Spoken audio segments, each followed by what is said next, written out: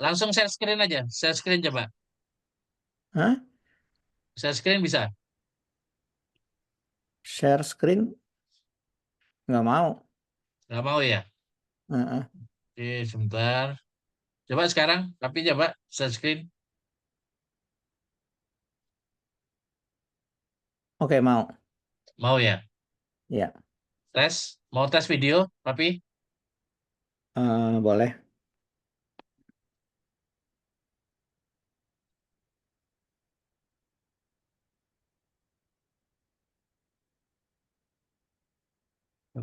Once.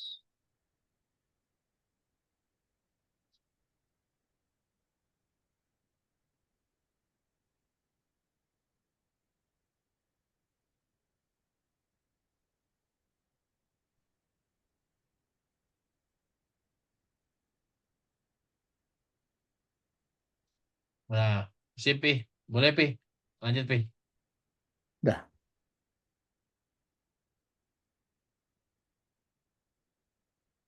Oke.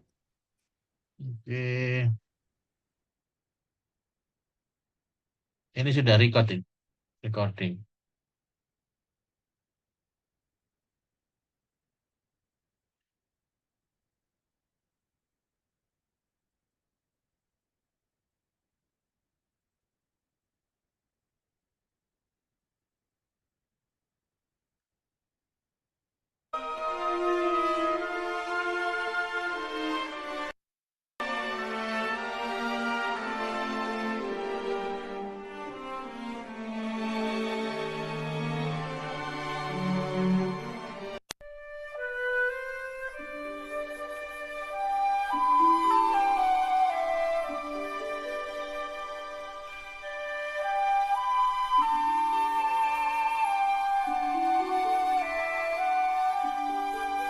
Cek, cek. Apakah suara saya terdengar dengan baik? Pak Firiko, baik. Pak Roni, baik. Terima kasih.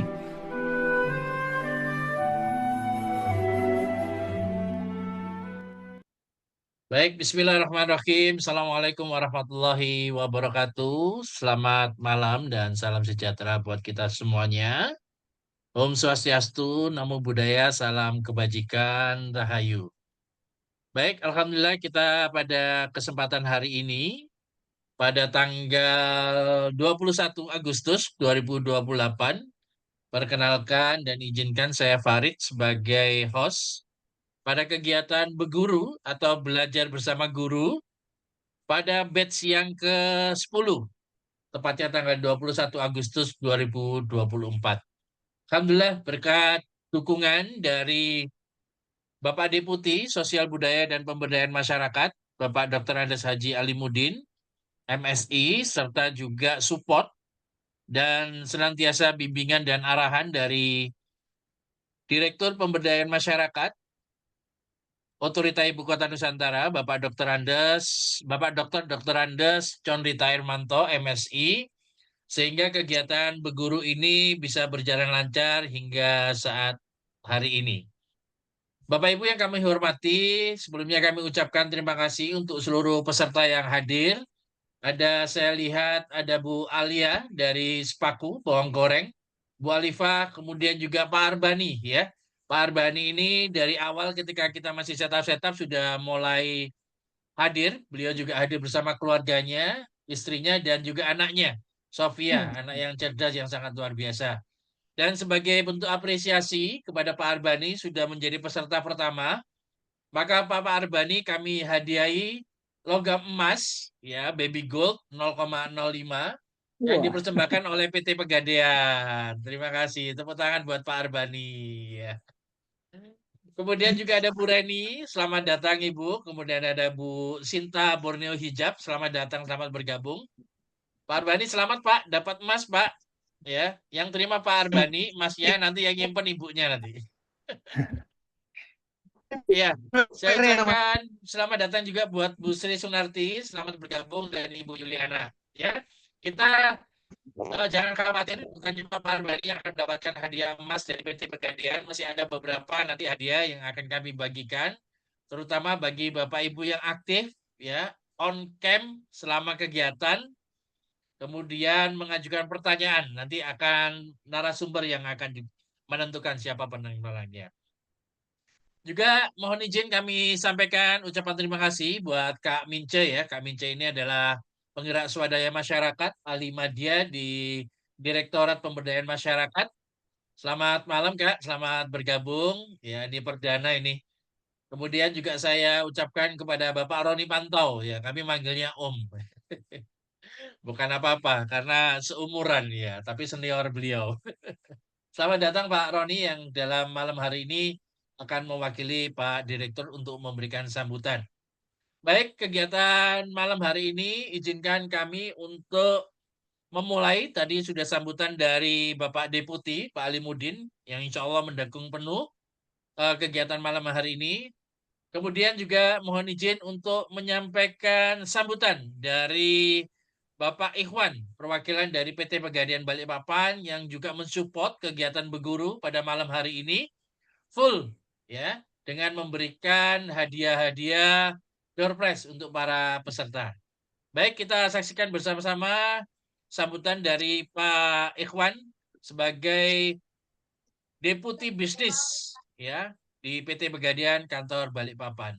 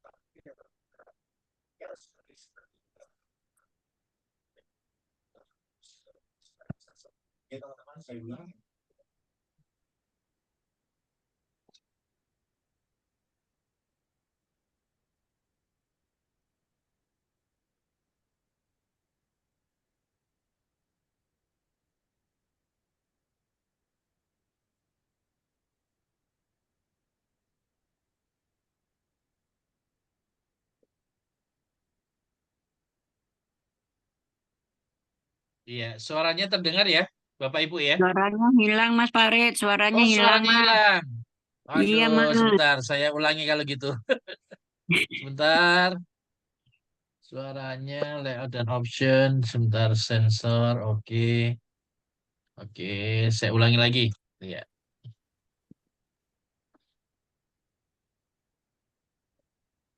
Ke Bogor membeli labu, singgah di Bandung membeli baju.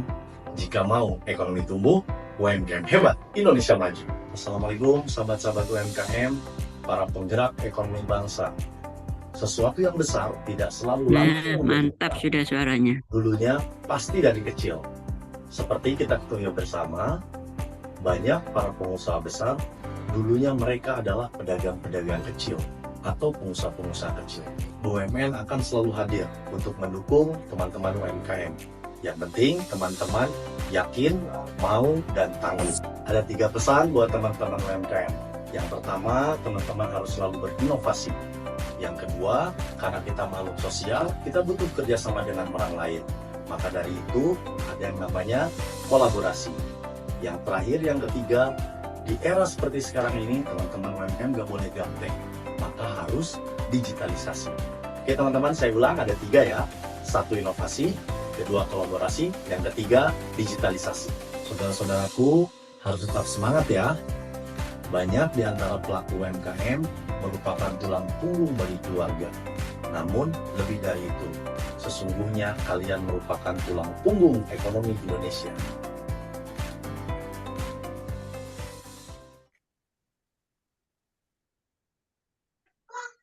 Baik, Bapak Ibu, itu tadi adalah sambutan dari meliputi bidang bisnis PT Pegadaian Kantor Balikpapan.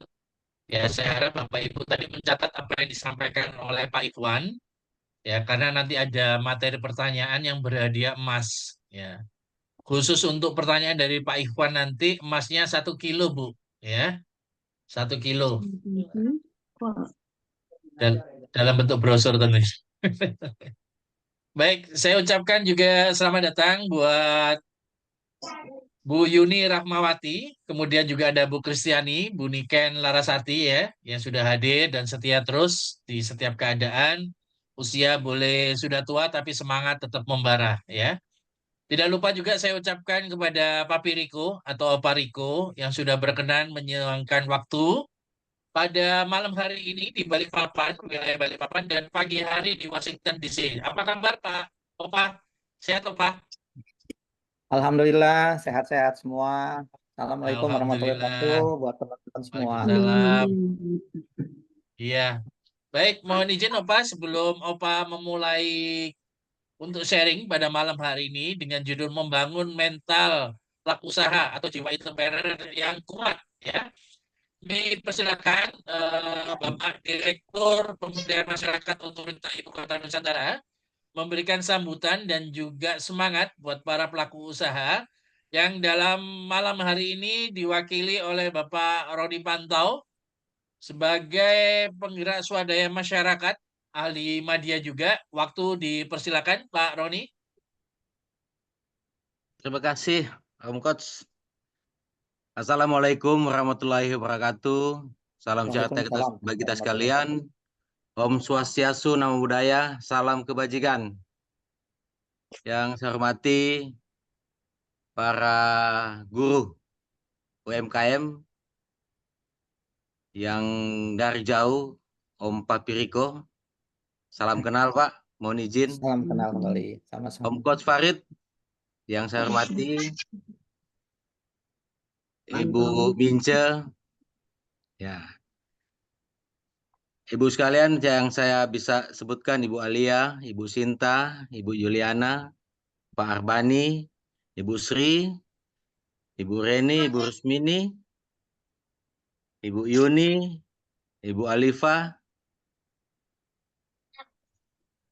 Ibu Kristiani, dan rekan Melda, ya.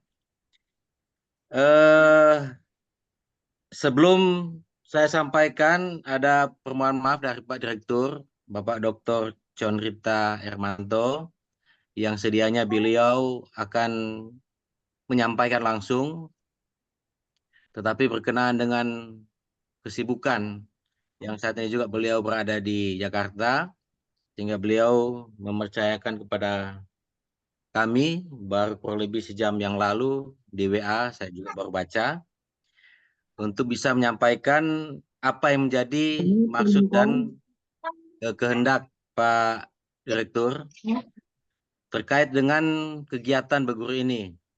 Nah, tentu mungkin sudah berulang-ulang mungkin disampaikan di waktu yang lalu, tapi tidak apa kami sampaikan bahwa UMKM ditujukan untuk meningkatkan usaha mikro, kecil, dan menengah. Tentu kegiatan ini di mana berdasarkan Undang-Undang Nomor 20 Tahun 2008 tentang usaha mikro, kecil, dan menengah, itu UMKM bertujuan menumbuhkan, mengembangkan usahanya dalam rangka membangun perekonomian nasional berdasarkan demokrasi Indonesia yang berkeadilan. Selain itu juga mewujudkan struktur perekonomian nasional yang seimbang, berkembang, dan berkeadilan, menumbuh kembangkan kemampuan usaha, serta meningkatkan peran. Perbedaan mikro, menengah, itu tentu dilihat daripada omset dan modalnya. Tentu ada modal antara 50 sampai 300 juta itu digolongkan dalam mikro.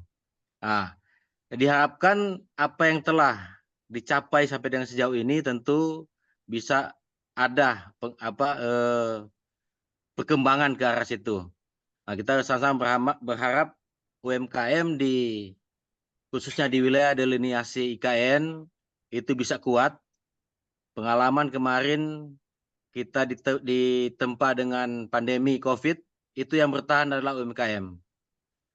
Dan UMKM yang menggerakkan sehingga usaha-usaha yang lainnya yang raksasa itu pada macet, tapi UMKM bisa berputar dengan baik. Dan itulah yang menopang sehingga perekonomian Indonesia tidak ambruk. Nah, sehingga apapun yang dilakukan oleh bapak-bapak guru ini atau ibu guru nanti lewat forum berguru ini tentu sangat disupport. Ini sudah adalah batch ke-10 ya.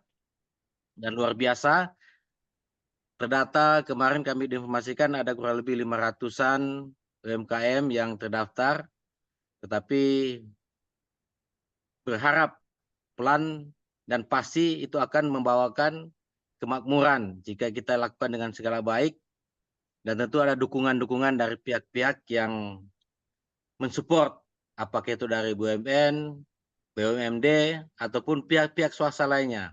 Nah, tentu tugas kami, pemerintah, untuk bisa memfasilitasi sehingga bisa ada dana-dana atau modal-modal yang bisa dicurahkan, diberikan kepada pelaku-pelaku UMKM untuk makin maju. Nah, diharapkan ada ciri-ciri khas, karena kita adalah komunitas baru dalam arti ibu kota negara Nusantara, kita harus menunjukkan ciri khas Nusantara itu.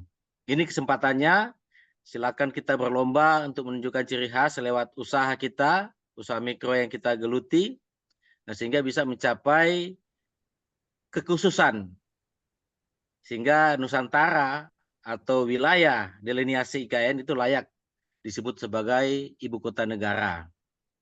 Tantangan bagi kita, Bapak Ibu sekalian, para pelaku UMKM, tadi mungkin disebutkan walau kecil, tetapi jika itu dilakukan bersama-sama, ibaratnya sapu lidi, kalau kita menyapu pakai satu batang lidi aja itu, nah itu tidak akan berarti. Tapi kalau jika dikumpulkan, itu akan memberikan kekuatan dan bisa membersihkan, melakukan suatu pekerjaan yang besar yang tidak kita sangka-sangka. Jadi mungkin pesan atau amanah dari Pak Direktur, kiranya ini bisa terus digiatkan, inovasi makin dibesarkan, dan tentu ada dorongan-dorongan tertentu yang mungkin makin diperbanyak, sehingga peserta nanti akan makin lama makin banyak, dan bahkan bisa berkompetisi ke depan menunjukkan hal terbaik dalam usahanya. Itu mungkin yang bisa kami sampaikan sesuai pesan Pak Direktur. Sekali lagi selamat kita mengikuti kegiatan belajar bersama guru UMKM. Dan kami harapkan ada masukan-masukan, ada terobosan-terobosan yang dapat diperoleh daripada kegiatan malam ini. Berikutnya juga ke depan, dan sampai pada waktunya UMKM akan tumbuh menjadi suatu kekuatan ekonomi yang makin besar, sehingga bisa layak untuk diperhitungkan dalam konteks pertumbuhan ekonomi di ibu kota Nusantara ini. Sekali lagi, mohon maaf atas kekurangan. Wabillahi taufiq wal hidayah. Wassalamualaikum warahmatullahi wabarakatuh. Salam sejahtera bagi kita sekalian. Om Santi Santi Om. Salam kebajikan. Selamat malam. Baik, selamat malam. Terima kasih Pak Roni Panto yang dalam hal ini malam ini mewakili Bapak Direktur Pemberdayaan Masyarakat Otorita Ibu Kota Nusantara untuk memberikan sambutan. Sekali lagi terima kasih Pak Roni atas pesannya. Mudah-mudahan ini bisa menjadi semangat buat para pelaku UMKM yang ada di delegasi IKN khususnya, dan juga para pelaku UMKM seluruh dunia pada umumnya. Ya, tidak lupa saya juga mengucapkan terima kasih banyak atas kehadiran Mas Hendra Ekra Putra dari Bontang yang sudah jauh-jauh ya menyimak dan bergabung pada kesempatan hari ini. Dan perlu kami sampaikan juga, Mas Hendra ini sudah pernah sharing juga, Opa, pada kegiatan berguru beberapa bulan yang lalu, juga terkait bagaimana semangat beliau untuk membangun bisnisnya dari nol sampai sekarang memiliki banyak cabang.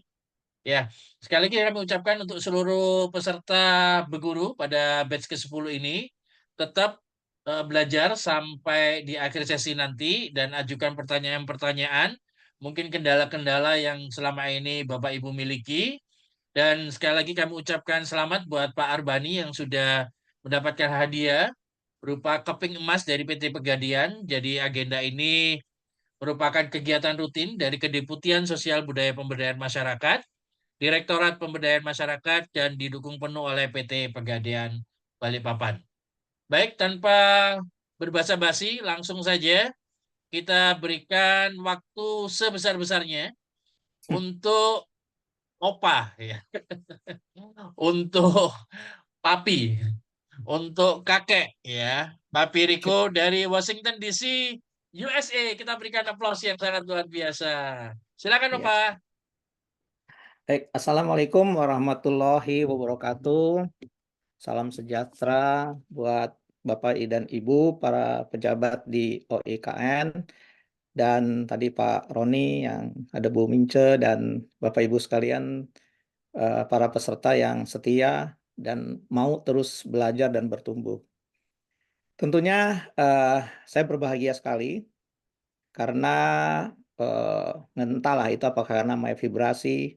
Saya ke Kalimantan pada tahun 1984. Ya, 84 saya pasang komputer di Asuransi Jasa Indonesia. Saya juga kerja di BUMN pada saat itu. Dan saya melihat bagaimana Kalimantan yang begitu subur dengan hutan yang begitu lebat pada saat itu ya.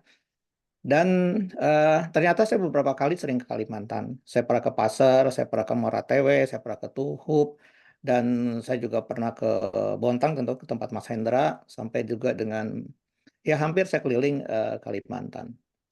Kemudian saya juga pernah ke titik nol ya bersama guru saya dan juga Mas Hendra itu dan juga Mas Farid itu ke titik nol 2-3 tahun yang lalu.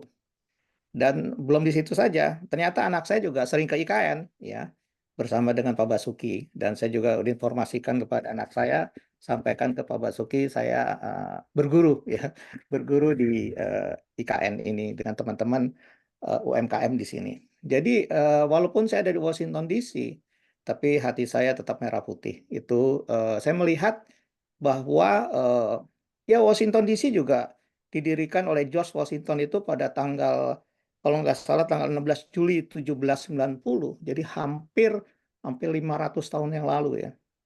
Ya 400 lebih 500. Itu juga bagaimana saya mempelajari George Washington itu membangun Washington DC ya. Dari daerahnya dia di Virginia, dan luar biasa perjuangannya. Jadi benar tadi ya apa yang diberikan sambutan oleh Bapak Alimuddin bahwa IKN akan membentuk peradaban baru. Washington DC memberikan peradaban baru. Jadi apa itu peradaban baru yang kita lihat? Tentu aja proses panjang ya bisa membuat Amerika begitu hebat dan besar itu karena banyak faktor. Ya. Dan menarik adalah saya melihat ada 4 musim di sini, dan ya yang membedakan adalah mentalitas mereka. Ya, mentalitas mereka begitu kuat dan begitu hebat ya, membangun Washington DC ini. Dan saya terbayang IKN juga ya mirip-mirip lah. Ya, ada titik nol. Kalau di Washington DC ada titik nol, kemudian di depannya itu ada ada White House, di belakangnya ada Abraham Lincoln, di sampingnya ada sebelah barat ada gedung Kongres, kemudian ada Jefferson. Jadi memang didesain itu untuk pemerintahan di Washington DC. Tapi itu ada tentang tata kota. Nah, bagaimana manusia-manusianya? Tentunya diharapkan bahwa para penduduk masyarakat sekitar itu akan mendapatkan berkah ya. Sebagaimana yang disampaikan oleh guru kami dari Kut Fahmi, menyampaikan bahwa Indonesia tidak akan maju karena ada lilin di Jakarta. Tapi dia akan bersinar Indonesia jika ada lilin-lilin di semua pelosok daerah. Dan 17 Agustus kemarin sudah dilakukan ya untuk perayaan HUT RI di tahun 2024 ini di ibu kota IKN. Nah, apa yang menarik dari cerita ini adalah apakah iya IKN itu ada di daerah tempat Anda di Kalimantan? tepatnya di Sepaku, itu dapat dimanfaatkan oleh masyarakat sekitar. Apakah nanti akan terpinggirkan? Ini yang menarik. Seperti kota Washington itu dulu adalah ada 30-40 suku Indian. Ya, tapi bagaimana pemerintah melakukan asimilasi, melakukan pertukaran dan pembelajaran, akhirnya mereka bisa berintegrasi dan menjadi masyarakat bukan hanya nasional secara USA, tapi juga internasional. Itu yang kita harapkan. Makanya waktu bicara dengan Pak Farid, ini kan udah yang ke-10 ya, artinya Bapak Ibu sudah sering belajar ataupun berguru tentang bisnis. Ya, nanti kalau materi saya ada mirip-mirip, ya seperti itulah, mungkin dari angle yang berbeda. Jadi membangun mental bisnis yang kuat, tapi bisnis saya agak kecilkan, gitu. Karena bisnis juga butuh mental. Dan mental itu bukan hanya untuk bisnis, tapi sebagai juga masyarakat yang bisa membangun peradaban bisnis juga perlu mental yang kuat. Kemudian saya bertanya-tanya, saya izin menyampaikan materi saya.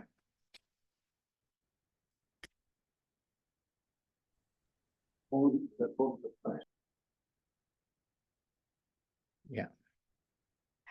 Jadi materi saya ada tentang membangun mental yang kuat tadi. Jadi nama saya tadi Riko Sugianto sudah dikenalkan. Mas Farid manggil saya Opa.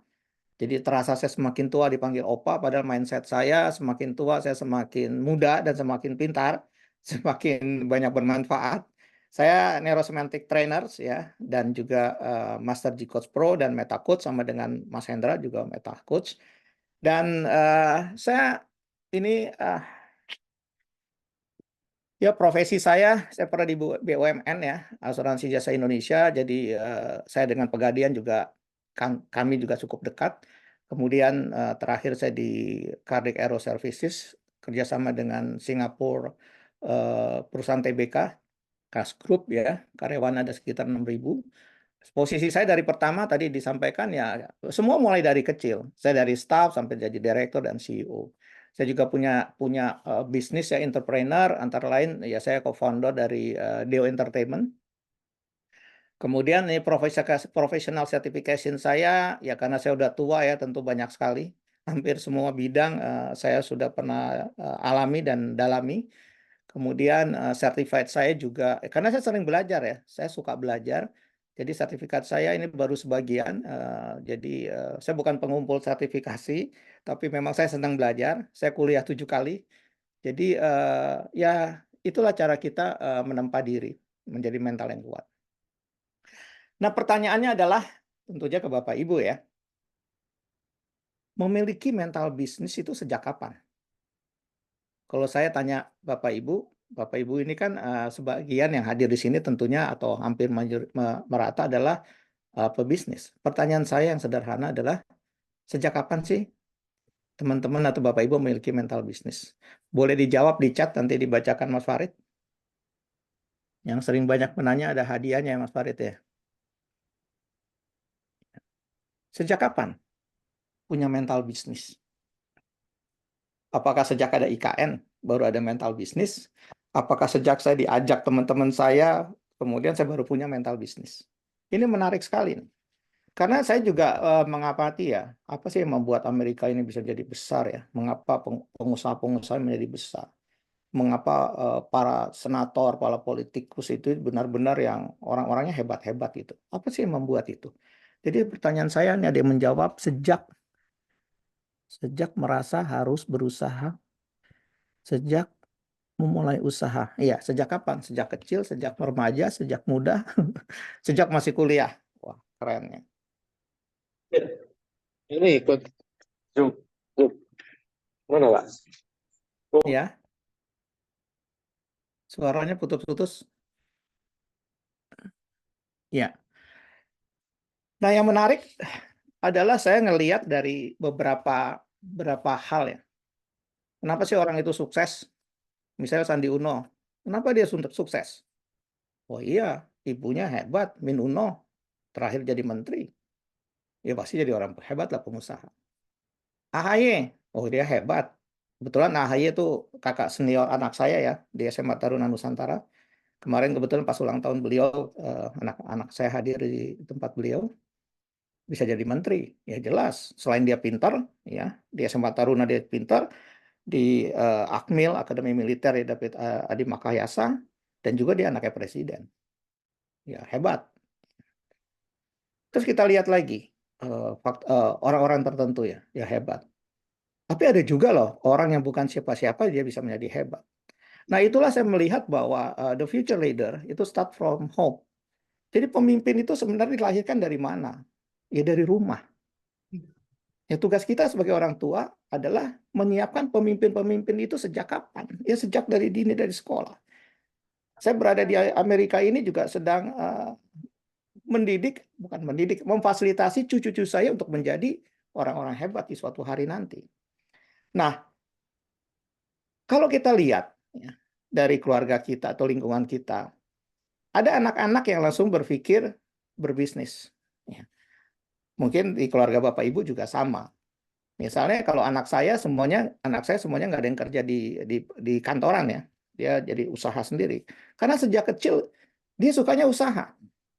Dulu ada gambar apa ya, dulu zaman dia masih SD, dia fotokopi terus dia jual ke teman-temannya.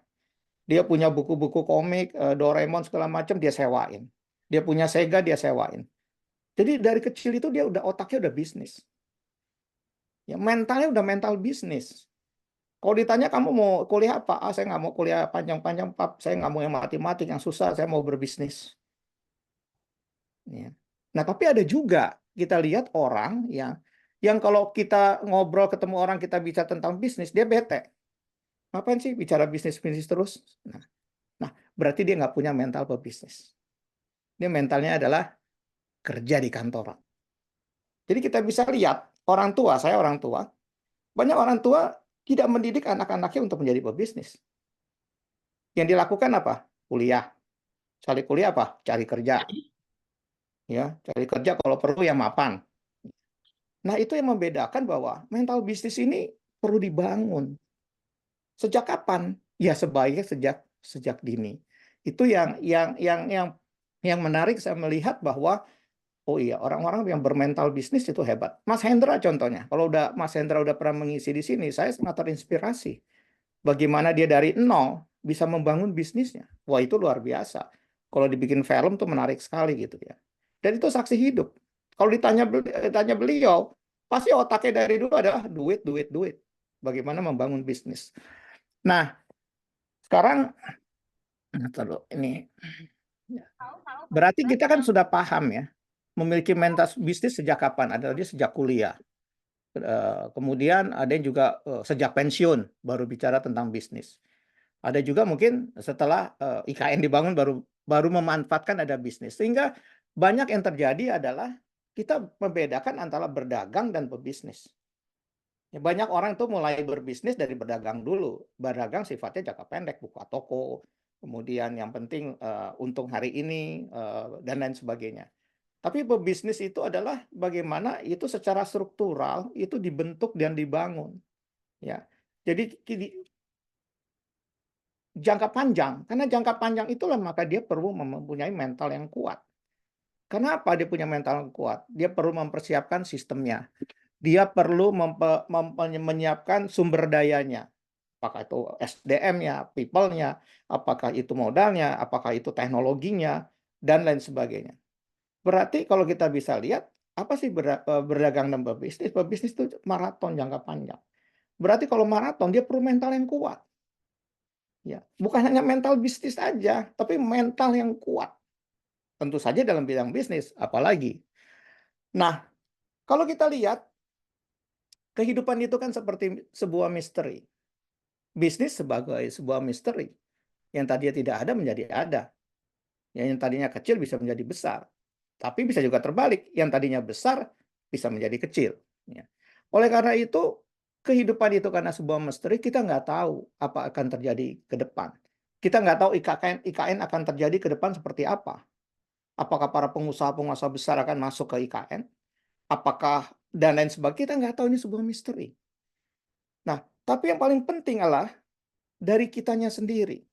Situasi yang berat dan berada di luar kendali kita, itu akan tergantung bagaimana reaksi kita. Seperti apakah sikap kita? Bagaimanakah sikap Anda jika Anda mengalami suatu situasi yang sangat berat yang dibawa di luar kendali Anda? Di luar kendali apa? Tiba-tiba sistemnya berubah. Tiba-tiba peraturannya berubah. Ya, sebagai contoh halnya misalnya kayak COVID. Tiba-tiba terjadi COVID. Ya, orang bilang COVID itu VUCA. Ya, ada COVID. Semuanya tiba-tiba jadi di luar kendali kita. Banyak yang bangkrut, banyak yang tutup usahanya, bahkan ya macam-macam. Dulu di era tahun 90 atau 80-an itu pernah terjadi juga ke Richmond. Itu luar biasa. Ya, kasus Bank Senturi segala macam itu membuat juga banyak karyawan-karyawannya di PHK. Jadi kehidupan ini sebuah misteri. Kalau kehidupan ini sebagai misteri, berarti apa yang perlu kita sikapi? Ya, sikap apa yang perlu kita tampilkan atau reaksi apa? Apakah dalam sebuah situasi yang berat kita anggap itu peluang, kita happy, wah ini ada peluang nih, nggak apa-apa berat, ini ada peluang. Atau ini menjadi sesuatu yang masalah yang bisa membuat kita menjadi lebih terpukul, bahkan menjadi jatuh. Pada saat COVID, anak saya datang ke saya, "Pap, aku bisa gila, Pak." "Oh ya?" Terus, "Ya semua bisnisku hancur karena COVID." Ya, coba, apalagi kalau di bisnis entertainment, udah tutup semua tuh hampir. Ya, apakah itu catering-nya, apakah itu wedding-nya, apakah dan semuanya lah, hampir semua. Dibilang saya bisa gila. Berkali-kali dia ngomong, "Saya bisa gila, Pak, saya bisa gila, Pak." Kemudian saya cuma bilang dengan satu kalimat, ya, "Selain kamu menjadi gila, apa pilihan kamu?" Dia langsung bangun, berdiri. "Maksud papi apa?" "Iya, selain menjadi gila, apa pilihan kamu? Kan tadi kamu bilang kamu menjadi gila. Ya, kamu stres menjadi gila. Selain menjadi gila, apa pilihan kamu?" Kemudian dia bangkit, dia duduk.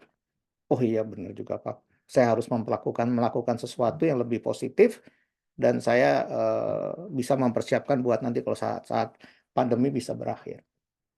Nah, itulah pengalaman yang menarik buat saya, yang saya alami sendiri tentunya. Tentunya saya juga sebagai pimpinan perusahaan juga sering mengalami hal-hal yang seperti itu. Tapi saya melihat ini ada tentang mental.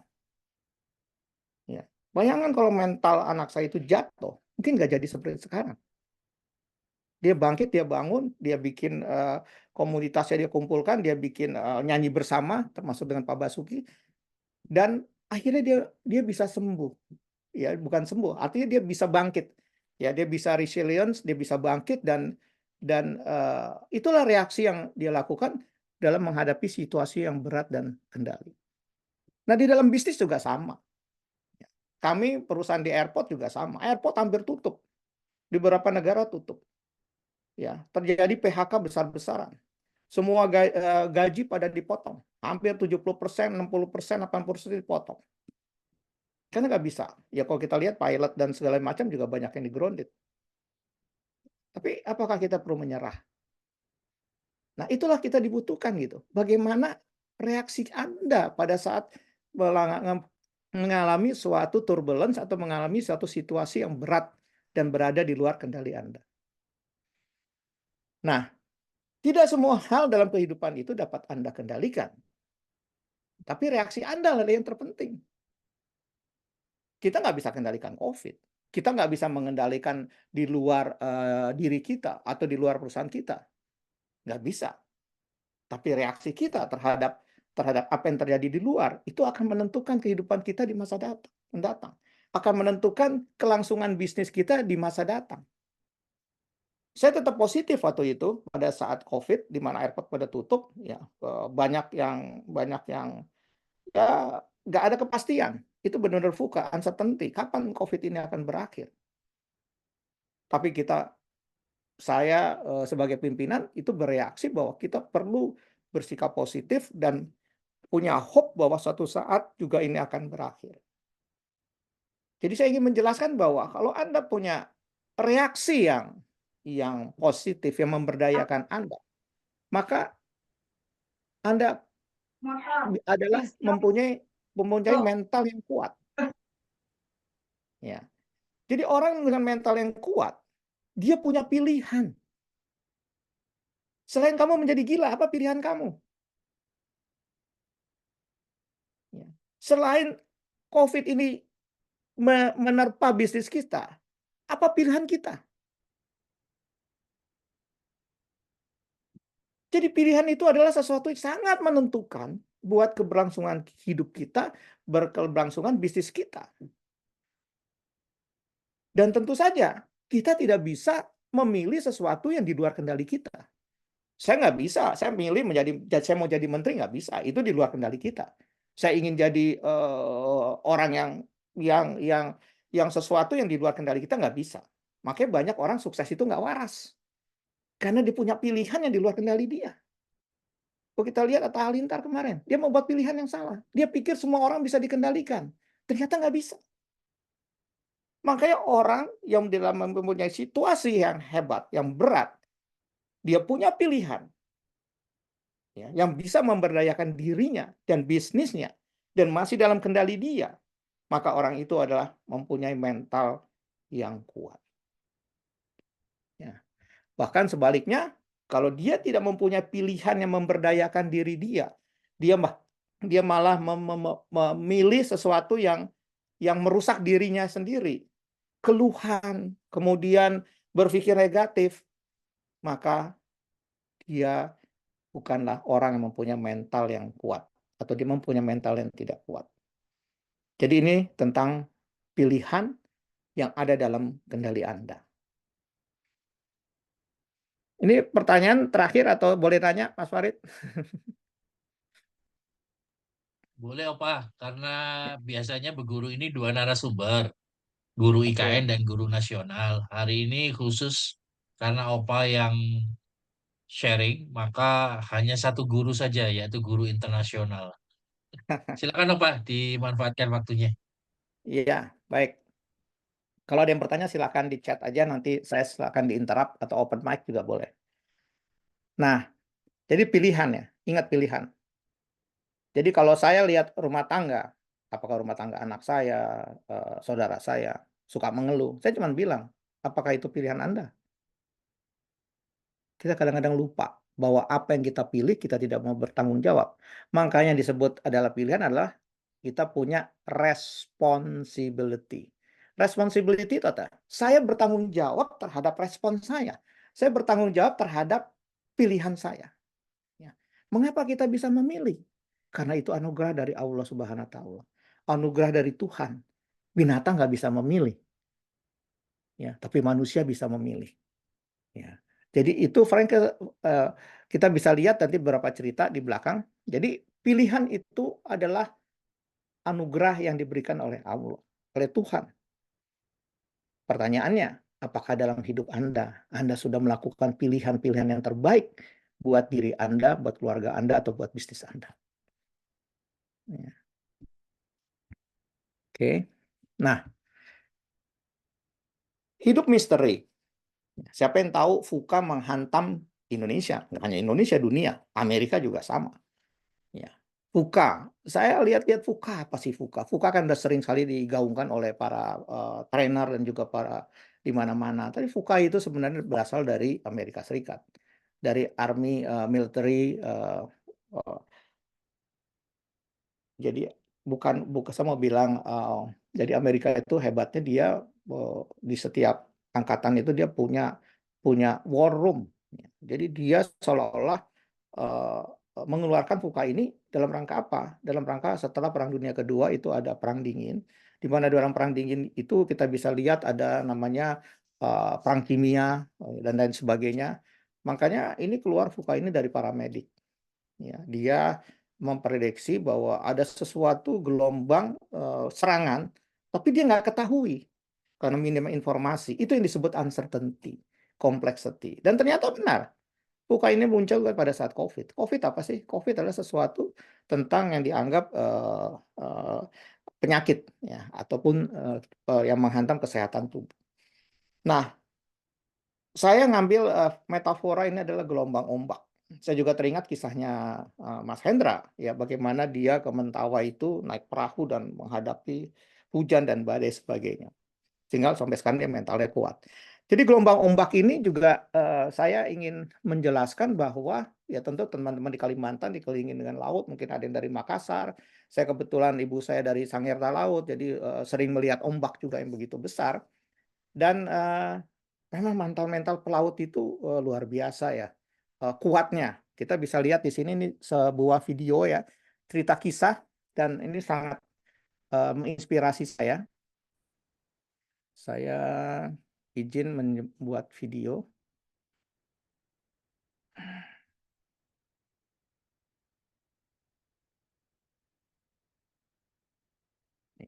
Oke, sebelumnya video ini adalah cerita kisah nyata ya.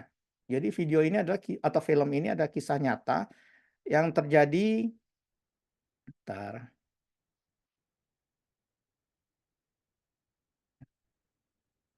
Ya. Ini adalah kisah nyata. Jadi dua video akan saya tampilkan. Pertama adalah The Finest Hours. Ya, ini kisah nyata tentang penyelamat awak kapal SS Pendleton di pantai Massachusetts ya, di Cape Cod di Inggris, yang pada saat itu terjadi badai yang terburuk sepanjang masa pada saat tahun itu. Kemudian ada 4 kru dari tim penyelamat ya pantai laut atau laut melakukan penyelamatan di awak kapal. Ini kapalnya nih. Jadi kapalnya ini digambarkan seperti ini. Nah, ini penyelamat yang saya kasih lingkaran merah ini. Jadi bayangkan nanti cuacanya begitu buruk, tapi dia punya keinginan untuk melakukan penyelamatan. Kita bisa lihat.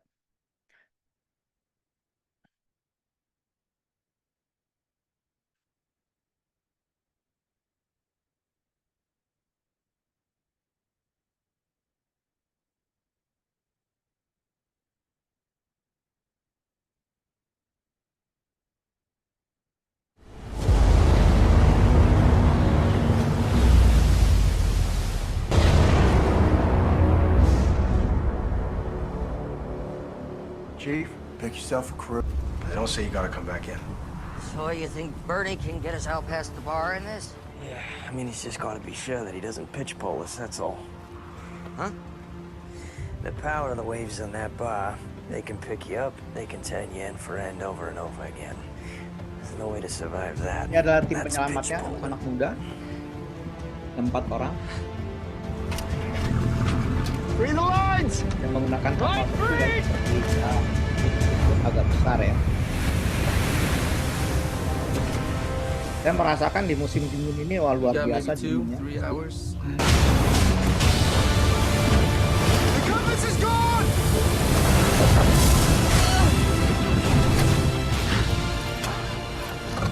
That's it! The engine died!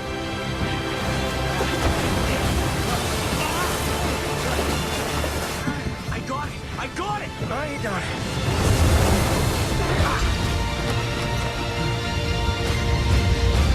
You got about 5 seconds, boys! Come on, burn up!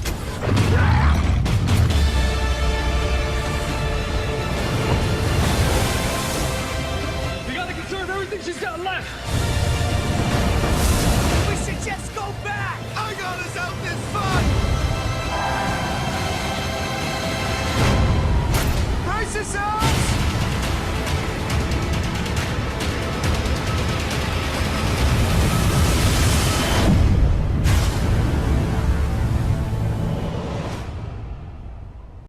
Nah, film ini sangat menginspirasi saya ya. Jadi waktu saya menjadi CEO, saya ngeri banget.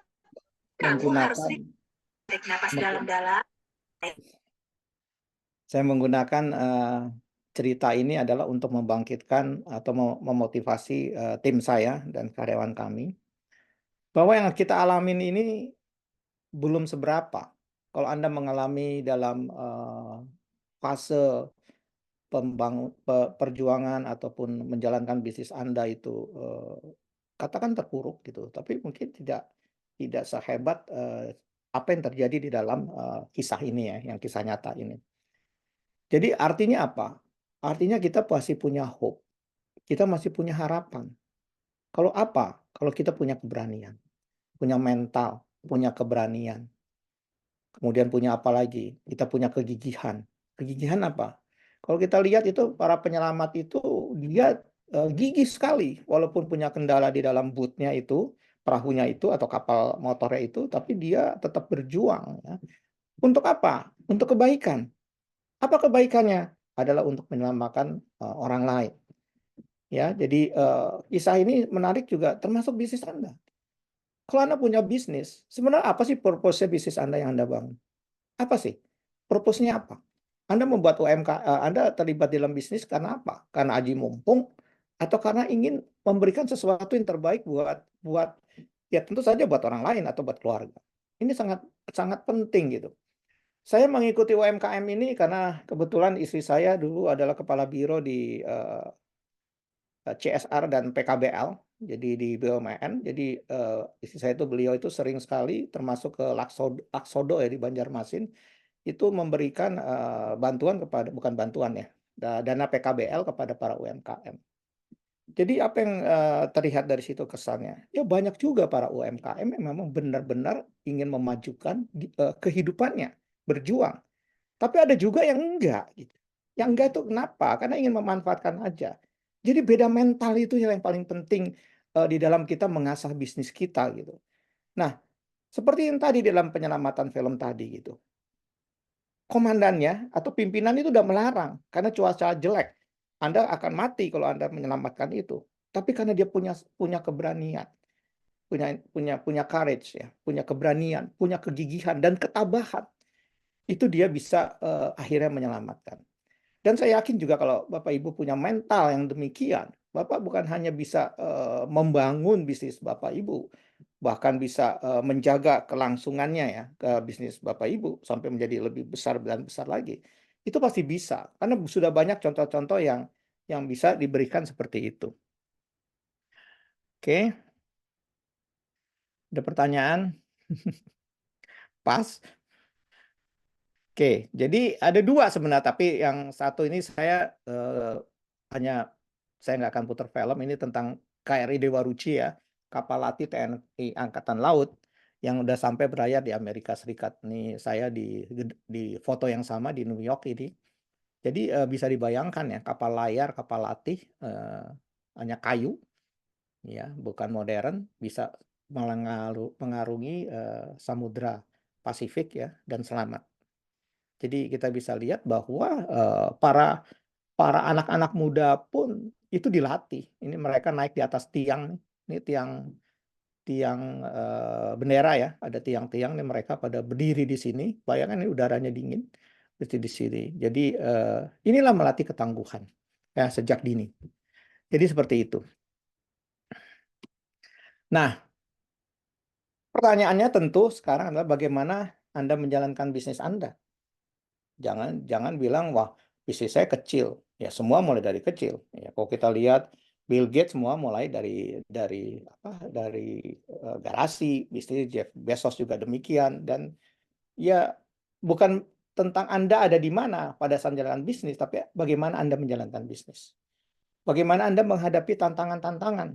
Apakah itu tentang modal, apakah tentang pasar, tentang SDM, tentang sistem dan lain sebagainya. Nah, pertanyaannya menarik adalah untuk menjadi mental yang kuat adalah apakah Bapak Ibu berani mengambil resiko.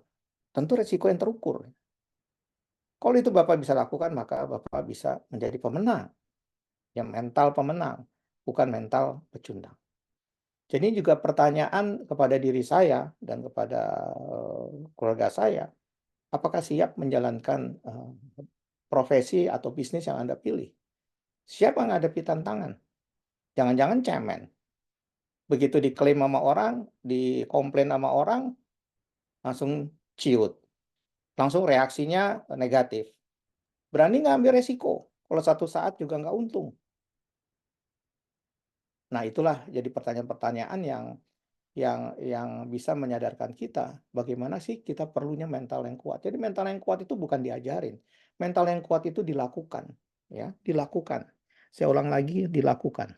Itu yang membedakan penelitian di West Point. West Point itu Akademi Militer Angkatan Darat di Amerika Serikat. Kebetulan saya sudah pernah melihat di situ. Memang saya melihat bukan orang pintar saja yang dibutuhkan, tapi orang yang punya punya ketabahan, ya, punya kesabaran, dan punya juga kegigihan. Itu yang bisa dipemenang. Ya. Banyakannya orang-orang pintar itu kalau kita lihat di kelas, kalau kita lihat ya teman-teman sekolah kita, kok bisa ya?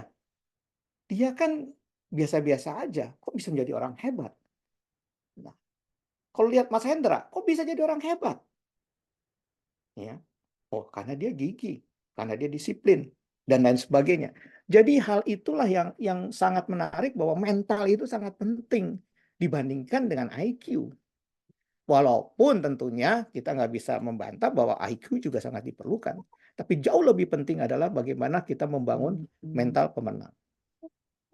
Ya, nah, membuat mental pemenang, tadi saya sudah sampaikan bahwa mental yang kuat itu tergantung mindset kita, pemikiran kita pastinya. Kalau saya melihat suatu bencana itu ada sesuatu yang bisa membunuh saya, seolah-olah karir saya hancur, maka tindakan saya apa? Tindakan saya akan terpengaruh dari mindset saya. Tindakan saya akan membuat sesuatu yang di luar dugaan saya mungkin. Saya melakukan tindakan yang tidak produktif dan lain sebagainya. Karena mindset saya itu udah di pikiran saya, wah saya hancur, karir saya hancur, ini saya hancur, saya jadi nggak punya apa-apa lagi, ya. Maka tindakan kita akan berpengaruh. Makanya menjadi mental yang kuat itu semua tergantung dari pilihan. Ya, pilihan Anda apa dalam hal ini? Kalau pilihan Anda sesuatu yang merespon dengan negatif, maka yang terjadi adalah ya Anda tidak bisa menghasilkan sesuatu yang baik. Jadi semua dari pilihan kita. Pilihan yang ada apa? Pilihan tentu yang ada di dalam kendali kita. Ya, kita punya kendali di dalam pilihan kita. Maka kita akan mengeluarkan tindakan yang pasti positif. Kecuali kita memilih sesuatu yang lain, maka tindakan kita pasti tidak positif. Jadi itu kebalikannya. Ya, tidak positif. Ya, jadi pola pikir kita, perasaan kita, ya, pikiran kita akan menentukan tindakan kita. Ya, sampai di situ. Nah, ini juga tentunya mungkin sudah di beberapa guru ya sudah menyampaikan, tapi saya suka sekali dengan Carol Dweck ini. Jelas ini dibagi dua dia. Ada orang yang fixed mindset, ada yang growth mindset. Ada yang pola pikir yang bertumbuh, ada pola pikir yang mandek. Nah, ini adalah situasinya sama tadi saya ceritakan, bahwa situasi itu sangat menentukan kehidupan kita di masa mendatang. Situasi apa aja? Ada di sini dibagi menjadi 5 ya. Ada tantangan, ada rintangan, ada usaha, upaya, ada kritikan, ada kesuksesan orang lain. Ini adalah kita meresponnya. Apakah kita merespon, kita menghindari ada tantangan itu, atau kita menyukai? Bisa ada tantangan nih, waduh, yang mau beli produk kita nih orang bule. Wah, saya nggak bisa bahasa Inggris nih, saya menghindari. Atau saya menyukai. Ya, kalau istri saya, kalau di Amerika, bingung cucu saya, Mami kok bisa ya kesana kemari beli ini. Ya, caranya gimana ya? Tinggal tunjuk-tunjuk aja, kasih kalkulator. Karena dia menyukai tantangan. Ya. Ada rintangan. Kalau kita tadi lihat ombak, udah menyerah. Wah, ini musim dingin, cuaca ombaknya begitu tinggi, menyerah. Tapi orang yang tumbuh dia bertahan. Enggak, kita perlu menyelamatkan orang itu. Dia bertahan dalam menghadapi tantangan-tantangan itu. Usaha itu di para kru di penyelamat yang di Inggris itu lu akan sia-sia deh, percuma, ombaknya tinggi dan kapalnya di mana posisinya kita nggak tahu, sia-sia. Tapi orang-orang yang punya tumbuh enggak, ini saya akan melakukan, dan kalau saya bisa menyelamatkan, ini sesuatu yang hebat. Ya, saya waktu menyelamatkan perusahaan dari kemungkinan ditutup, itu saya merasa ini usaha yang hebat, bisa turn around, bisa membuat resilience, bisa bangkit. Itu kan usaha. Kalau Anda bisa membuat usaha Bapak Ibu jauh melenting, jauh lebih besar, itu adalah usaha yang hebat. Ya, jangan pernah mengkritik usaha kita, hanya kecil, hanya jual keripik, hanya segala macam. Jangan. kita perlu mempunyai sebagai ini semua yang kita lakukan adalah usaha-usaha, upaya-upaya yang hebat buat diri saya dan buat masyarakat. Kritik, dikritik marah, langsung bahasa Jawanya apa ya, mutung ya, mutung, ngambek ya, nggak tahu bahasa Kalimantannya apa ya.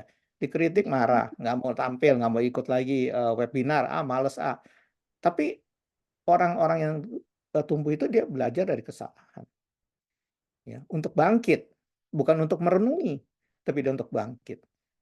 Kalau orang lain sukses, wah dia terancam, gila nih tetangga gua sukses nih, jualannya sama, terancam. Tapi kalau yang lain, dia yang tumbuh, dia bisa mengambil pelajaran. Oh Pak ini sukses ya, saya mau belajar dari Pak Arbani misalnya. Satu keluarga ikut belajar, oh dia sukses. Oh kalau gitu kita bisa sukses juga tuh kalau mengikuti model atau modeling cara Pak Arbani. Jadi itulah yang dilakukan orang-orang yang mempunyai mental yang kuat. Ya, dengan mindset juga yang sehat. Nah, satu lagi case yang cerita karena tentang bisnis adalah Kentucky Fried Chicken. Siapa yang nggak pernah dengar Kentucky Fried Chicken? Saya udah ke Tarakan ada Kentucky Fried Chicken. Ya, saya nggak tahu di tempat lain, tapi hampir di Balikpapan pasti ada Kentucky Fried Chicken. Saya nggak tahu IKN akan ada juga selain McDonald ada Kentucky Fried Chicken kan? Saya penasaran. Ya. Saya sama istri saya bilang kita datang ya ke Kentucky. Kentucky itu adalah state ya di Amerika, ada sekian puluh state ya. Salah satunya Kentucky. Tempatnya di daerah Corbin. Jadi perjalanan dari Washington DC itu naik mobil itu sekitar hampir 12 jam ya, 12 jam, 14 jam lah lebih.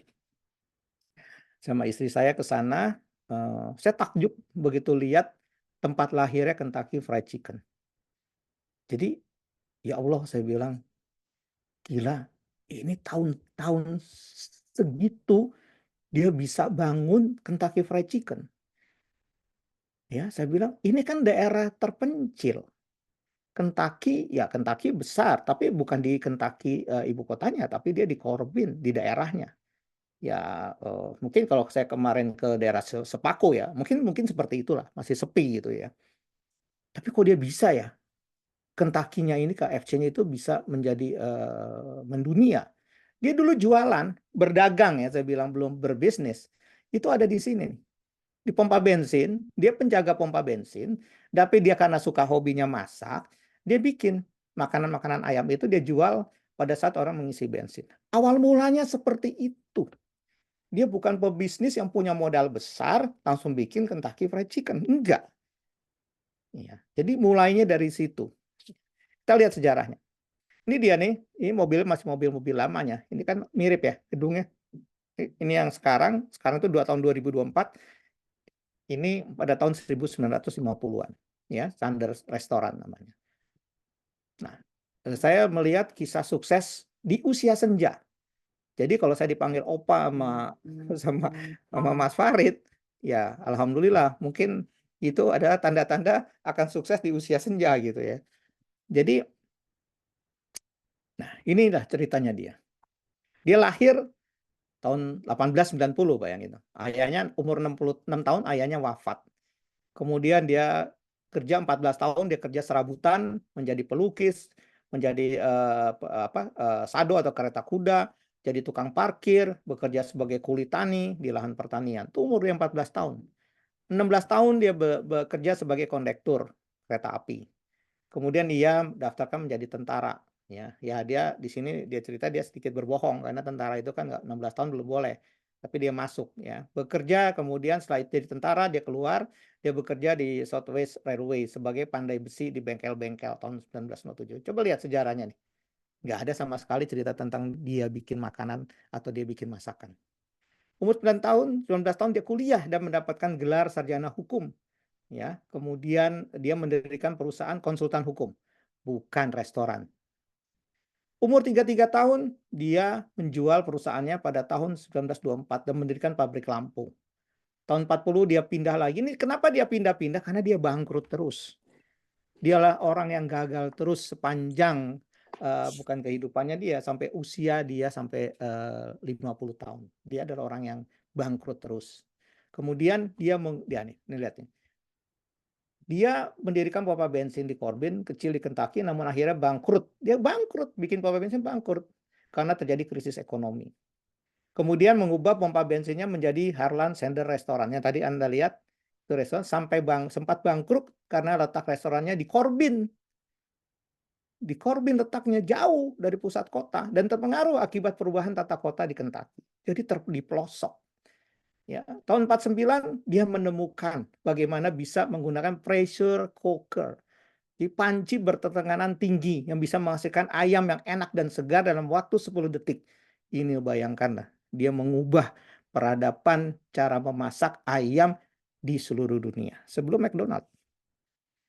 Kemudian 52 tahun dia menjual resep ayam gorengnya, ya. Dia mendapat penolakan sampai 1008 kali dari para investor. Kalau tanya Mas Hendra, dia cari investor baru berapa kali tuh? Dia 1008 kali dari para investor.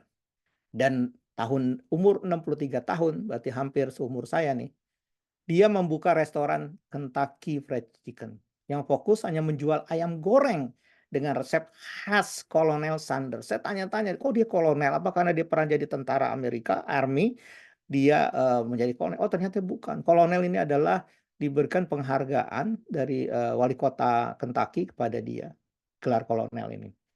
73 tahun dia baru sukses membuat franchise atau warlaba KFC. Ya, bayangin umur 73 tahun. Saya ulang, umur 73 tahun. Tahun 1979, KFC pertama kali buka di Jakarta melalui Salim Group. Umur 9 tahun dia wafat sakit dan dimaafkan di Louisville, Kentucky. Nah, itulah bagaimana dia punya mental yang tangguh. Dia selalu orang yang gagal, kehidupannya ayahnya meninggal. Saya nggak cerita di sini, dia nggak cocok dengan ayah tirinya. Dia pergi, tapi dia punya mental yang kuat. Dia ingin sukses, dan dia baru mencapai kesuksesan pada usia 70 tahun. Iya, luar biasa sekali Opa ini. Iya. Malam ini sudah tercatat 270 peserta. Rekor ini selama berguru online. Mohon izin, Opa, saya sela sedikit ingin mengucapkan selamat datang dan selamat bergabung untuk Bu Yuni Ritik Balikpapan, kemudian Bu Sri Sudarwati, Bu Rusmini, Pak Rusli Hatibi. Nah, ini jagoan kita ini. Ada Mas Roni juga, ada Bu Putri Indah. Bu Putri Indah ini di ICI ini. Lebih jauh lagi ini rumahnya ini. Ya, malam di daerahnya ini susah sinyal itu. Ada Coach Nano Sumarno. Wah, ini trainer luar biasa ini. Ya, besok-besok harus ngisi nih. Pak Nano ini harus kita culik untuk ngisi nih. Ilmunya juga mandraguna ini. Kemudian selamat datang juga buat Mas Iwan. Ya, Mas Iwan ini juga harus kita culik jadi narasumber berikutnya. Karena Mas Iwan ini membuktikan dari office boy sekarang OB, office boy, sekarang jadi business owner atau BO. Selamat datang juga buat Mas Istato. Mas Istato ini dari Jawa Tengah kalau nggak salah. Jawa Tengah atau Semarang. Jogja kalau nggak salah. Ini anaknya ini bikin saya nangis karena sudah hafal 30 juz. Ya, Insya Allah. Ada Bu Dewi Asrin, ada Pak Arbani, Bu Alia, kemudian ada Bu Jiwita. Bu Jiwita itu Sangatta, Opa. Iya. Ya, Baik, saya sebelum udah pernah ke menjawab sana, pertanyaan-pertanyaan, Opa, ya di kolom chat sudah banyak pertanyaan antara bertanya dan curhat. Ya, Silakan, kita mau dibacain. coba kita bagi-bagi hadiah dulu. Tadi ada Pak Arbani sudah menjadi pemenang pertama koin emas dari Pegadaian ya, berupa baby gold ya. Mbak Melda boleh dibantu untuk diputar satu peserta hari ini siapa yang beruntung? Silakan.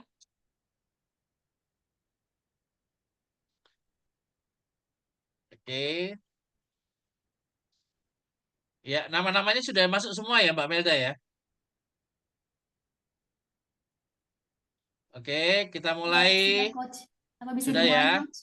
Sudah, boleh 3, terus 2, 1. Ya.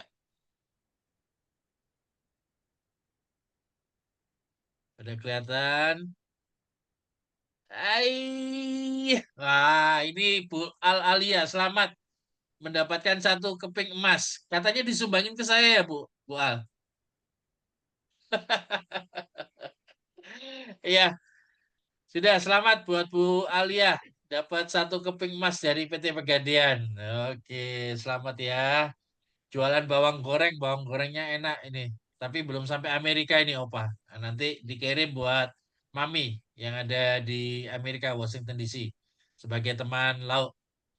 Baik, Opa, kita lanjut di kegiatan berguru di batch ke-10, tanggal 21 Agustus 2024.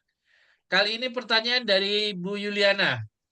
Salam kenal Coach Rico. Saya mau bertanya, bagaimana cara kita menyiapkan mental agar kami sebagai pelaku UMKM Serambi Nusantara bisa setara dengan produk-produk luar yang memiliki brand sudah jauh di atas nama produk kami, agar produk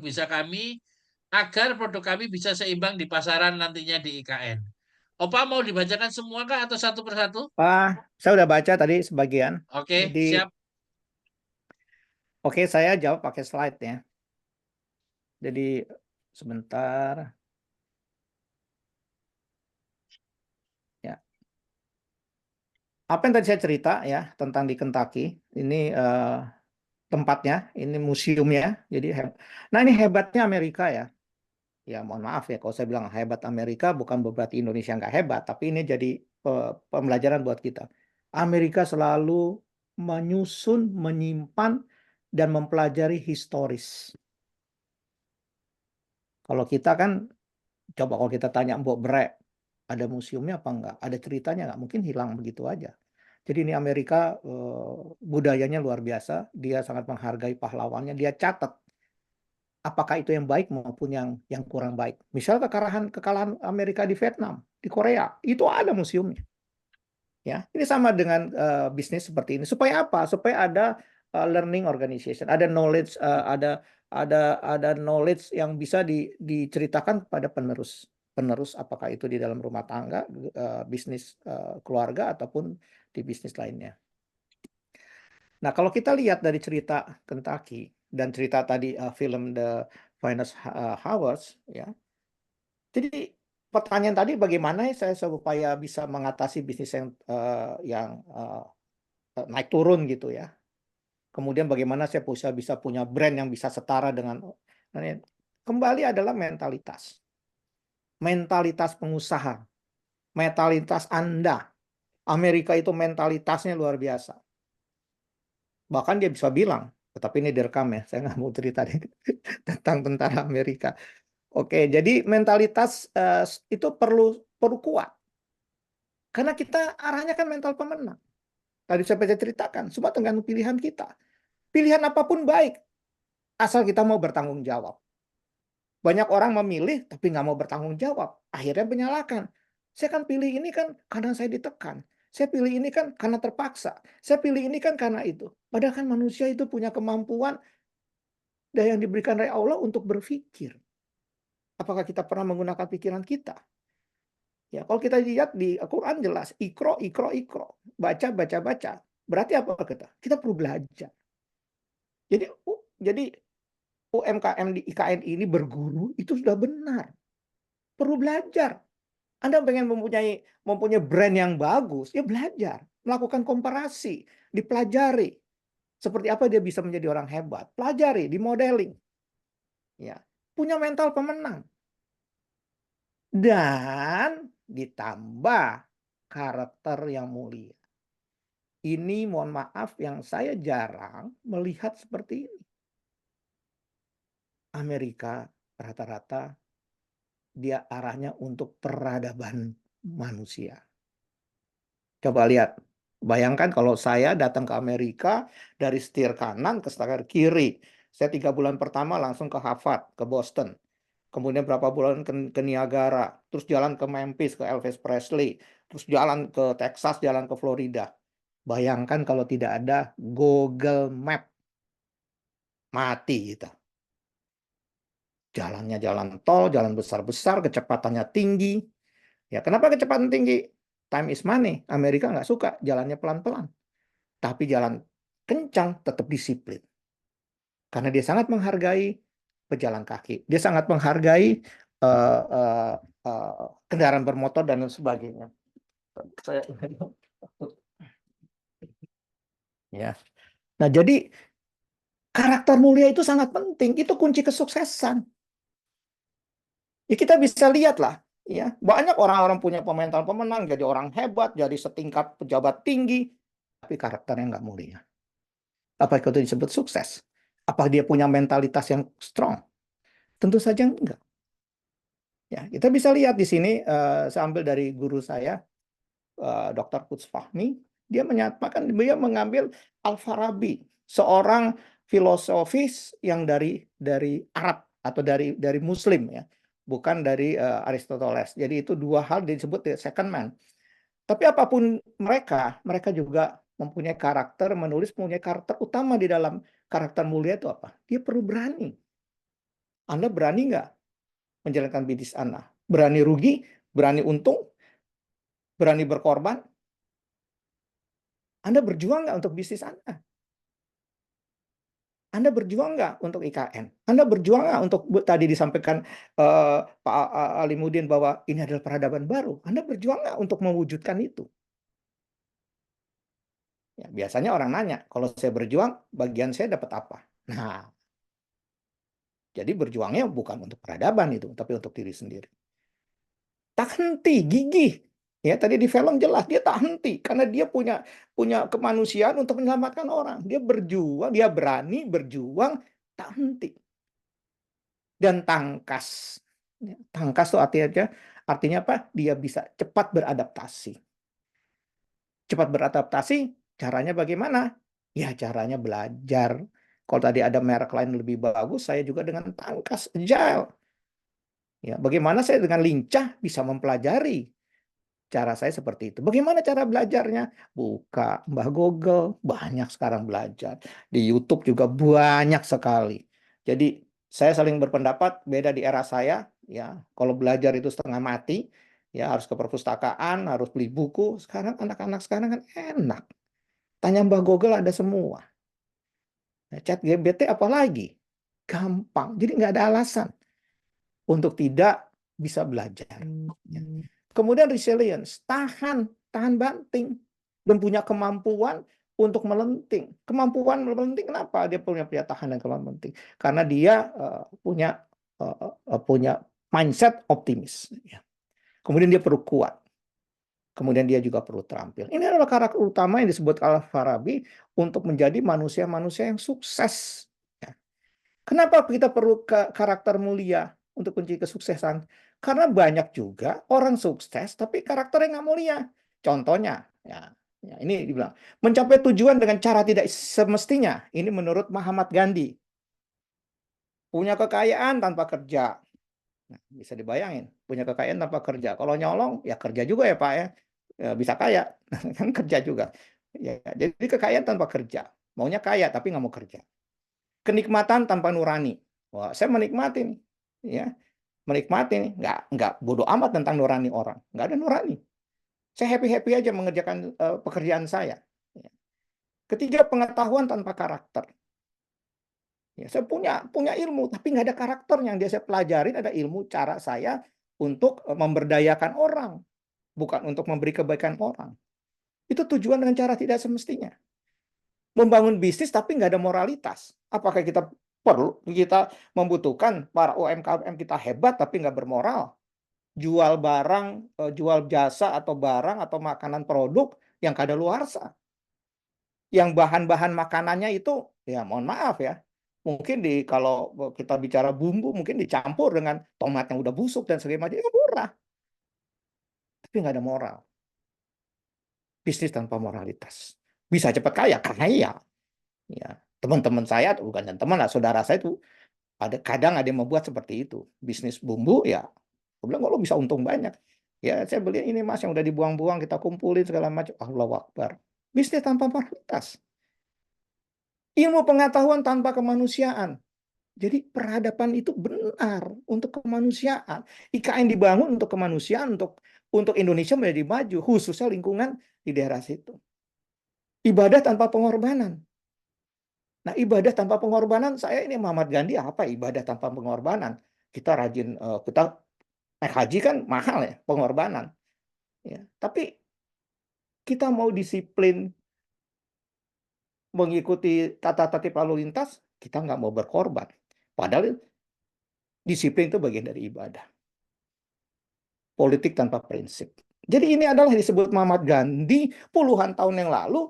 Jangan kita sukses dengan cara tidak semestinya. Ya, seperti itu. Ini lagi viral. Ya, tamat karir Atta Halilintar.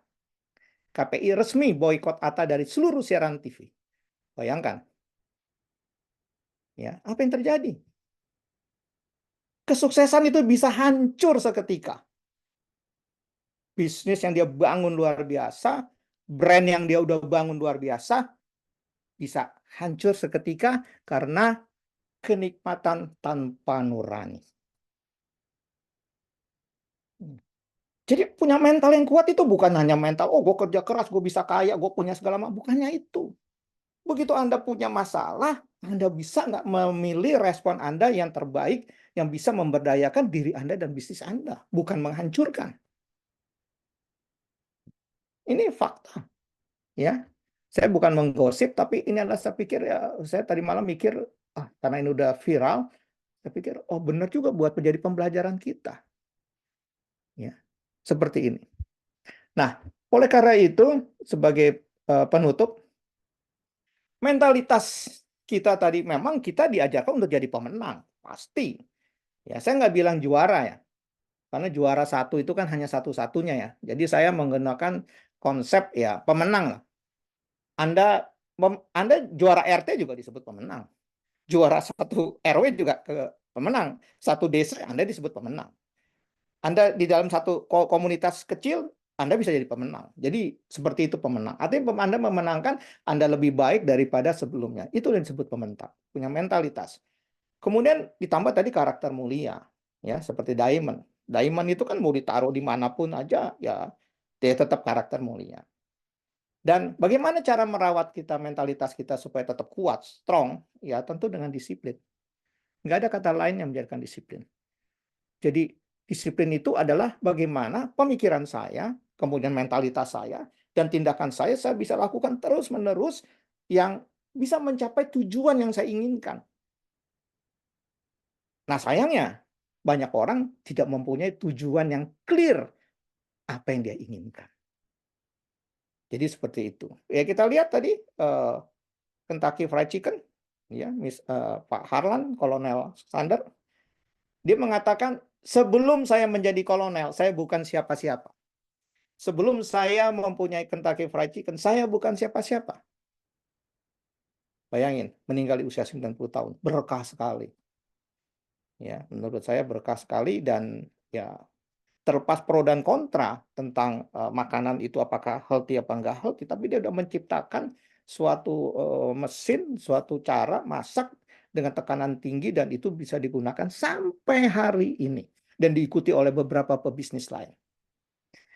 Jadi itu penutup dari saya karena waktunya juga hampir habis. Apa sudah habis saking semangatnya jadi kayak ngomong sendiri. Jadi seperti itu Pak Farid. Thank you Bapak Ibu. Siap.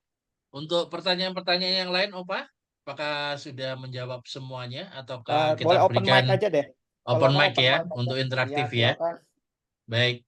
Nanti Opa bisa berikan hadiah kepada penanya terbaik.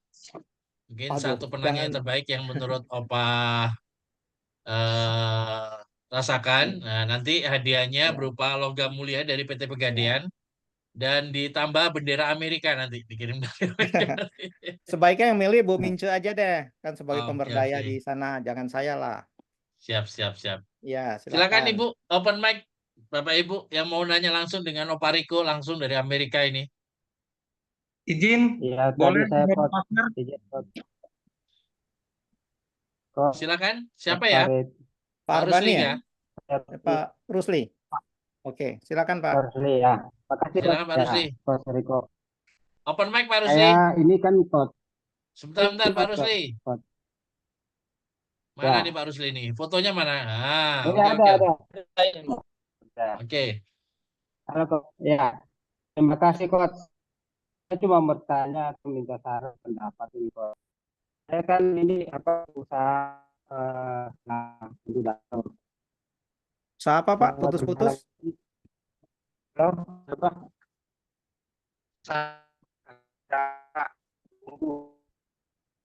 Halo. Halo, putus-putus Pak Rusli. Ada error ini. Agak freeze gambarnya. Mungkin wajahnya dimatiin aja videonya. Coba. Coach. Halo, dengar kah? Halo. Ya, dengar tapi ya. Coba silakan Pak. Saya kan ownernya Lada Cimoy, mereknya Cimoy Pak Coach. Selama ini saya sudah bilang udah mulai dapat titiknya. Tapi di sisi lain saya ada melihat peluang yang lagi. Saya bahkan telur dan minat dari itu sangat biasa. Kira apa yang saya lakukan produk saya ini? Di mulai ada jalannya, di mana posisinya ada dua ini, peluang di telur juga dan di bumbu dapur. Jadi kira-kira Coach. Terima kasih. Assalamualaikum. Oke, jadi ada dua bisnis, ada dua peluang. Pertanyaannya apa? Tadi agak putus-putus. Apa yang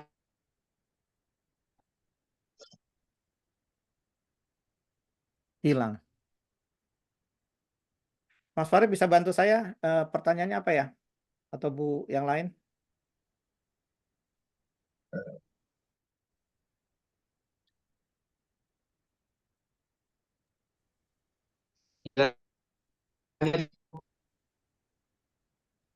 Iya Mas Rusli. Saya tadi ada dua peluang. Terus pertanyaannya? Kira-kira usaha ini bisa apa yang saya lakukan? Karena di dua bisnis ini sangat bagus. minta waktu juga gitu. Ya, bagus, dua bagus. Oke. Ya, inilah manusiawi ya. Nggak dapat bisnis, kita pengen bisnis. Ada bisnis, bingung. Ya. Peluang. Ya. Ini Jadi ada IKN-nya ini kok. Gara-gara ada IKN ini, jadi pola pikir saya itu tiba-tiba muncul bahwa ada telur di situ yang luar biasa permintaannya. Iya, IKN disalahkan lagi ya. Jadi gara-gara IKN. Tadi kalau bangkrut nih gara-gara IKN nih. Kenapa gue jual telur kan gitu. Jadi kembali, ya bedain antara berdagang dengan bisnis. Kalau berdagang ada peluang sikat. Jangka pendek. Tapi kalau mau berbisnis, ya dipikirkan matang-matang. Resources yang udah dimiliki Pak Rusli itu apa untuk menjalankan dua line bisnis itu? Mampu nggak resources yang ada? Jadi kalau kita melakukan sesuatu, yang paling sederhana adalah melakukan SWOT analysis. Apa sih kekuatan saya? Apa sih kekurangan saya? Apa sih peluang yang ada? Apa sih ancaman yang ada? Kemudian yang paling gampang, saya kalau biasa coaching itu ya ditanya, apa plusnya, apa minusnya? Terus pertanyaan lagi, saya itu maunya Mas Rusli mengambil bisnis itu apa karena maunya orang IKN, karena ada peluang. Nah inilah yang saya sebut tadi bahwa pelajaran apapun yang kita pelajari, akhirnya kembali kepada diri kita. Kita mau ngambil nggak peluang? Ya, saya ambil contoh anak saya juga sama. Anak saya karena di bisnisnya adalah kreatif, dia suka tanya, Pap, kalau saya banyak panggilan, tawaran, kan orang maunya ada saya. Saya kan nggak bisa dibagi, Pap. Ada di sana, ada di sini. Gimana caranya bikin bisnis ya, Pak? Oh, ya kamu bikin replikasi. Kamu harus bikin orang seperti kamu di tempat itu. Nah, sama. Kalau misalnya di alasan yang nggak punya banyak waktu, ya punya tim nggak? Ya timnya perlu dididik. Wah, saya nggak percaya sama tim, Papi katanya.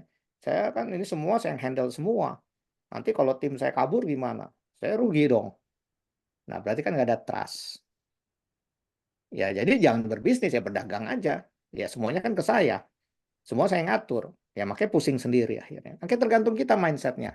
Kita mau berbisnis atau kita mau berdagang. Ya, golden chance never come twice. Kesempatan emas tidak datang 2 kali. Kalau Anda dapat peluang sekarang, belum tentu 2-3 hari tahun depan Anda dapat peluang.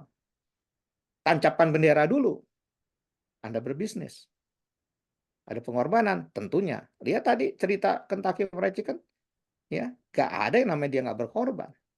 1008 kali dia baru dapat investor. Dan sampai hari ini kita masih merasakan produknya. Jadi gitu Mas Rusli.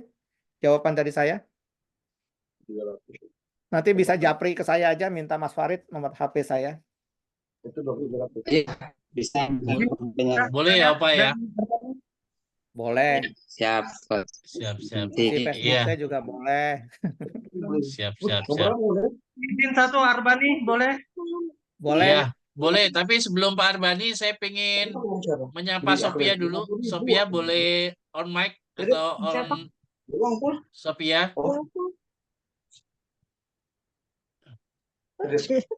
Mana nih Pak Arbani? Sophia. Oke, izin. Sophia? Sini. Sini dulu Sophia. Ini Sebentar, anaknya Coach. Pak Arbani ini. Silakan. Sini Sophia. Di coach ini ada coach Farid ini. Yes. Sini sudah.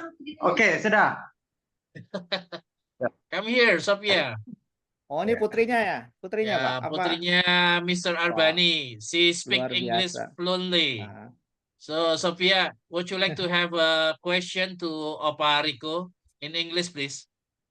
bahasa Indonesia aja lah. Bahasa Indonesia lah. Biar yang lain dengar. Oke, silakan Pak Sofia. So I want to asking one question. Yeah, what is it? How to achieve a better life in your opinion? Better life in my opinion, ya learning. Jadi ini pertanyaan yang menarik ya. Kalau menurut Mbak Sofia, apa yang sudah dilakukan Mbak Sofia untuk menjadi the best life? I don't know, like I don't have much experience to tell, but maybe learning and like I don't know how to explain. Yeah, you don't know how to explain. You don't have the experience. Yes. But you said maybe.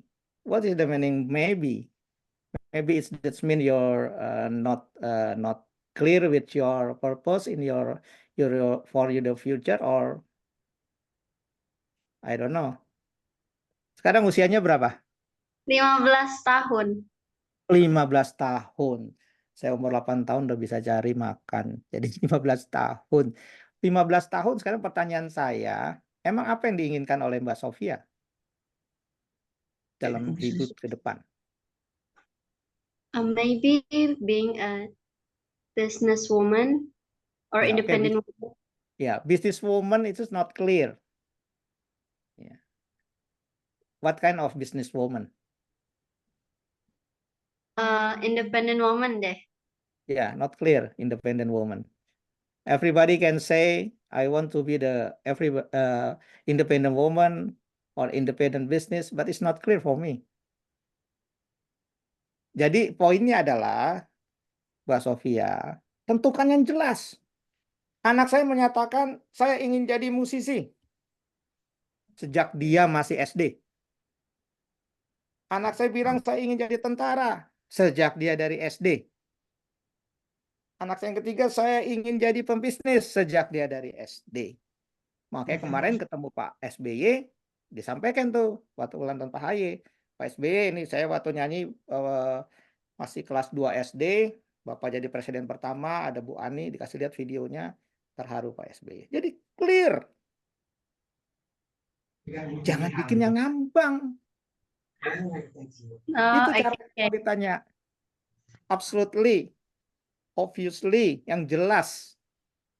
Gitu. Atau pengen jadi guru bahasa Inggris. No, I want to be Oh, now I know. I want to be diplomat. Diplomat. Oke, great. Jadi kalau ingin jadi diplomat, perlu tahu bagaimana caranya untuk mencapai diplomat. Diplomat itu apa? Clear nggak diplomat itu apa? Yes. Apa? It's like Seperti ada bendera di gambar papi nih, ya kan? Ada merah, ada bendera Amerika. Ini diplomat. Oh, oke. Nah, jangka pendeknya saya saranin karena waktu terbatas, ya nanti boleh ngobrol. Cari program, kalau punya duit, bapaknya punya duit sih, oke. Tapi saya sangat bangga kalau ada anak-anak muda bisa kuliah di Amerika Serikat dengan beasiswa. Oke, thank you. Teman saya Jikus dari Tenggarong, ada satu di Boston University. Satu orang dari Kalimantan. Cari beasiswa. Itu baru great. Oke, siap coach. Clear ya, the purpose. Ya. Jadi jangan nanggung. Saya pengen jadi orang baik. Lah orang baik kayak apa? Kayak Atta Lintar. Kayak siapa? Kan baik. Baik, sehat, nggak clear. Ya, jadi the future leader starting from home. Sukses. Oke. Sip, coach. Thank you so much. Oke, coach. Saya lagi. Saya belum pertanyaan. Pak Arbani. Oh, ini belum. Oh, ini bapaknya. Nanti neneknya enggak ya? Oke. Lanjut. Baik. Pertama saya ucapkan assalamualaikum warahmatullahi wabarakatuh. Waalaikumsalam warahmatullahi wabarakatuh. Aduh, ini suatu keberuntungan saya bisa berguru pada malam hari ini. Ini suatu keberuntungan yang luar biasa ini. Terima kasih Coach Farid. Terima kasih Pak Riko. Yang jelas gini Pak Riko, kalau bicara kapan saya memulai bisnis, mungkin ketika saya membutuhkan atau saya memerlukan suatu kebutuhan. Mulai SD kelas 4 itu saya sudah mulai berjualan, maklumlah karena keadaan keluarga, saya adalah anak desa, anak petani, butuh juga sepeda, butuh juga mainan-mainan. Nah, di situ saya memikirkan bagaimana saya bisa mewujudkan keinginan saya. Mau tidak mau saya berdagang, jual es Ganipo pada saat itu. Ya alhamdulillah sejak itulah. Kemudian saya melanjutkan pendidikan di tempat saya tidak ada namanya SMK atau SEMEA. Nah, karena disitulah modalnya ketika ingin mewujudkan keinginan saya untuk menjadi pedagang. Jadi saya ambil sekolah namanya SMK. Jadi saya harus keluar kandang karena di tempat saya tidak ada namanya SEMEA atau SMK. Mau tidak mau saya pergi ke Samarinda mencari yang namanya sekolah SMK sehingga saya bisa sekolah mengambil jurusan pemasaran. Nah, kemudian itu berkelanjutan dan alhamdulillah saya juga mempunyai pilihan lagi. Padahal basic saya ini adalah dagang, tapi karena ada pilihan-pilihan, saya mengambil risiko. Saya bekerja di perusahaan, jadi karyawan tambang, cuman dapat 3 bulan saja. Saya ternyata tidak cocok. Kemudian saya mencoba masuk di pemerintahan. Saya pikir di pemerintahan ini enak, jadi pegawai negeri ini enak. Ternyata cuma berhasil 1 tahun aja, nggak cocok. Jadi saya cobalah ambil pilihan kemudian berbisnis. Nah ini sudah mulai ada tantangannya, pilihan bisnis. Saya mencoba bisnis kayu, saya memberanikan diri bisnis minyak ilegal. Nah, itu bisa seperti itu. Sampai 2 kali masuk penjara. Tapi ini risiko yang saya ambil. Dan akhirnya saya mengambil pilihan menjadi seorang petani. Dan inilah memulai kebangkitan ekonomi saya. Ketika saya memulai jadi seorang petani, yaitu pekebun, tetapi ada lagi risiko, dan ini risiko pasti ada. Ketika harga sawit anjlok, pusing lagi kita. Bagaimana mengatasi harga sawit anjlok? Mau tidak mau saya beralih ke perkebunan komoditi lain. Ya, saya mencoba yang namanya mengelola pohon aren, Coach. Nah, ini saya mengelola pohon aren. Jadi ini adalah kearifan lokal juga. Pada saat pandemi, di situ saya mendapat suatu keuntungan. Mungkin orang banyak mengatakan pada saat pandemi orang melakukan kerugian. Saya pada saat pandemi saya mendapatkan keuntungan. Kenapa? Karena saya punya produk namanya jahe aren. Jadi perpaduan jahe dan gula aren. Dan ini sangat diminati oleh masyarakat pada saat COVID. Di sini saya memulai bisnis.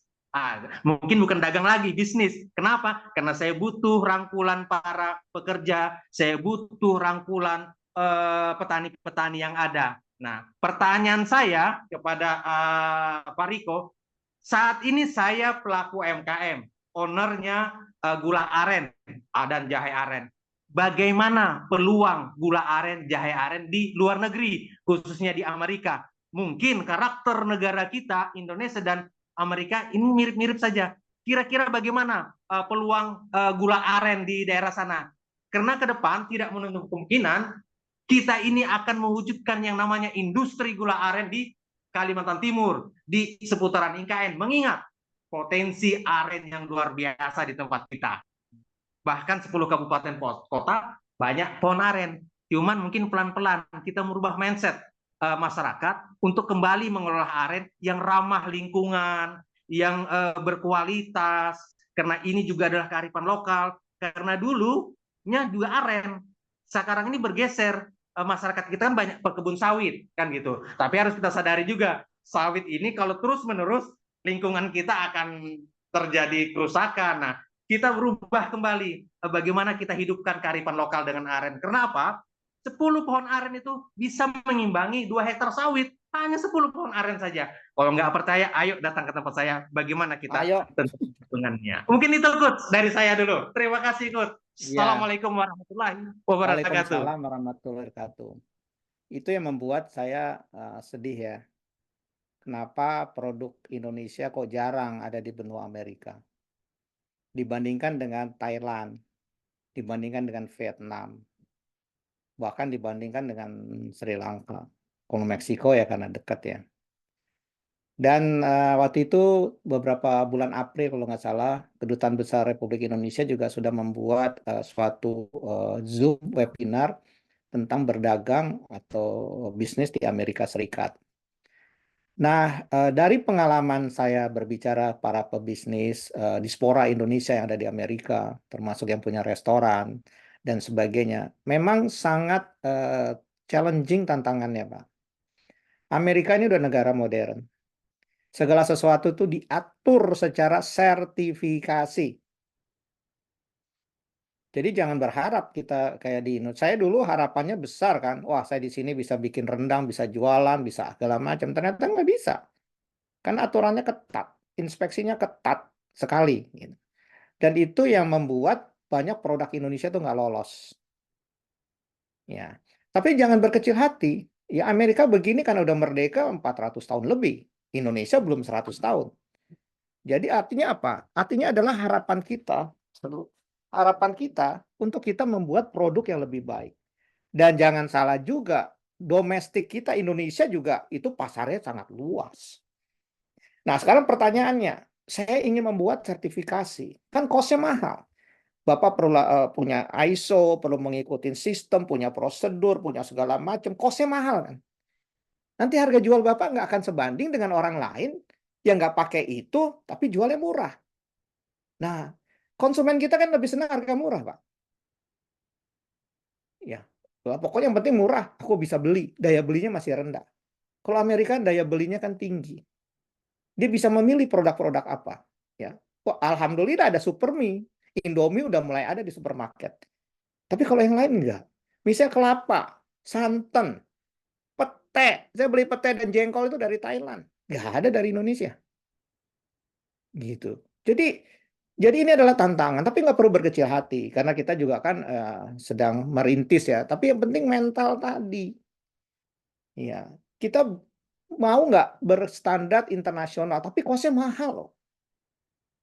Ya, saya di Invite Catering itu pesawat itu regulasinya tinggi, Pak. Tapi marginnya tipis. Kalau kita kan maunya bisnisnya kan kosnya kecil tapi untungnya sebesar-besarnya. Jadi itu tantangan. Tapi menurut saya domestik itu lebih bagus. Jadi kalau pertanyaan Papi gimana sih bedanya Amerika dengan Indonesia? Disiplin. Ya, disiplin. Nah, cara disiplin gimana? Yang gampang, lihatlah cara kita berlalu lintas. Apakah kita masih suka menabrak atau melanggar aturan? Misalnya satu arah kita lewatin, ya. Jadi berseberangan arah. Itu simpel disiplin. Padahal kita negara Muslim, Pak Haji. Ya. Islam mengajarkan kita disiplin. Wah, waktu sholat nih coach, kita istirahat dulu. Mau sholat isya, mau sholat maghrib, disiplin. Waduh, saya belum wudhu, disiplin. Tapi mengapa dalam menjalankan bisnis kita nggak disiplin? Itu pertanyaan menarik, Pak. Itu salah siapa? Gak ada yang salah. Artinya mindset kita udah bagus tentang apa yang kita harus lakukan, ya. Mental kita juga perlu kuat. Artinya apa? Biar aja, yang penting saya buat kemuliaan. Jadi yang kedua adalah disiplin. Itu yang perlu kita lakukan untuk produk, ya. Tapi ya mudah-mudahan dengan adanya IKN, kemudian akan 100 tahun usia Indonesia, dan orang juga pada pinter-pinter, lama-lama menjadi lebih baik. Dan saya melihat itu anak Bapak Sofia itu adalah aset, Pak. Ya, jadi itu seharusnya atau itu menjadi orang. Kalau dia nggak jadi orang, tidak jadi orang hebat, itu salah bapaknya.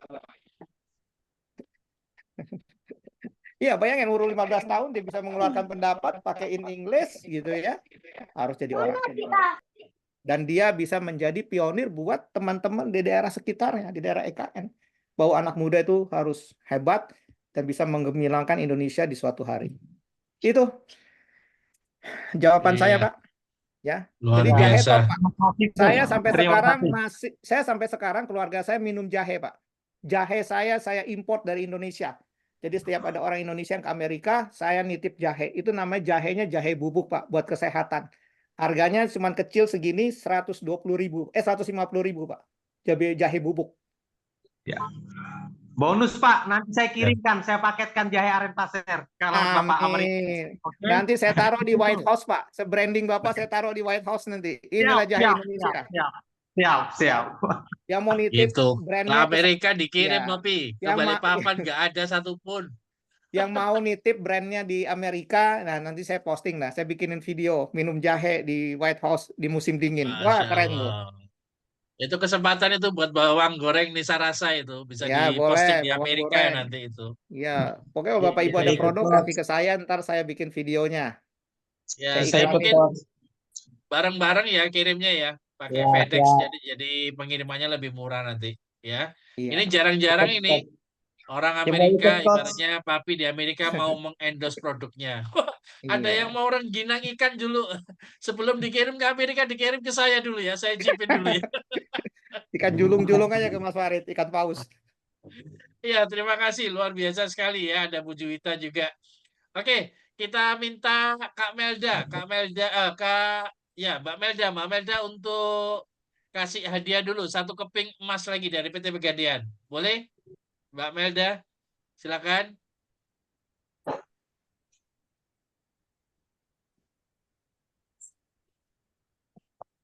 Ya, silakan. 10, 9, 8, 7, 6, 5, 4, 3, 2, 1. Silakan. Siapakah yang mendapatkan keping emas kedua? Iya, Bu Justina. Bu Justina ada? Bu Justina ada? Nggak ada, Bu Justina. Bu Justina nggak ada. Ya. Nah, kita lagi deh. Bu Justinanya udah keluar. Ya, 5, 4, 3, 2, 1. Silakan.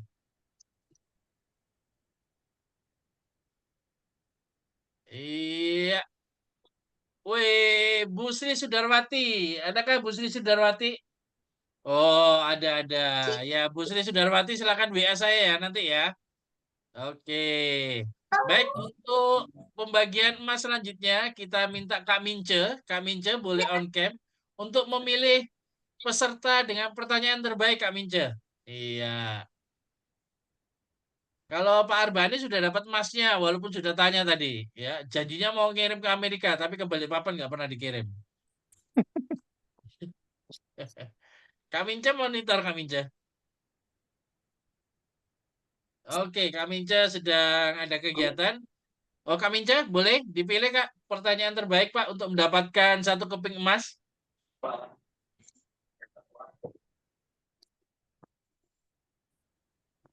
Masih unmute, masih mute. Silakan Kak Mince. Terrekod saya lihat dia. Oke. Baik, sambil menunggu Kak Mince melihat pertanyaan terbaik, kita minta testimoni dari Bu Yuliana. Bu Yuliana ini kalau nggak salah dari mana, Bu? Dari PPU ya? Bu Yuliana boleh unmute kamera?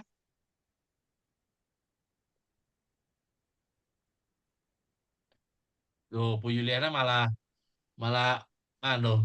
Bu, kameranya dinyalain, kemudian mic-nya dinyalain juga, Bu. Mic-nya. Silakan Bu Yuliana. Boleh minta kesan-kesannya, Bu, pertemuan kita malam hari ini. Alhamdulillah, Coach, ya, terima kasih untuk dampingan dari Coach Papiriko. Semoga ilmu yang kami dapat dan support yang kami dapat dari Papiriko dan Coach Farid dan teman-teman lainnya bisa bermanfaat untuk pelaku UMKM, PPU, dan sekitarnya.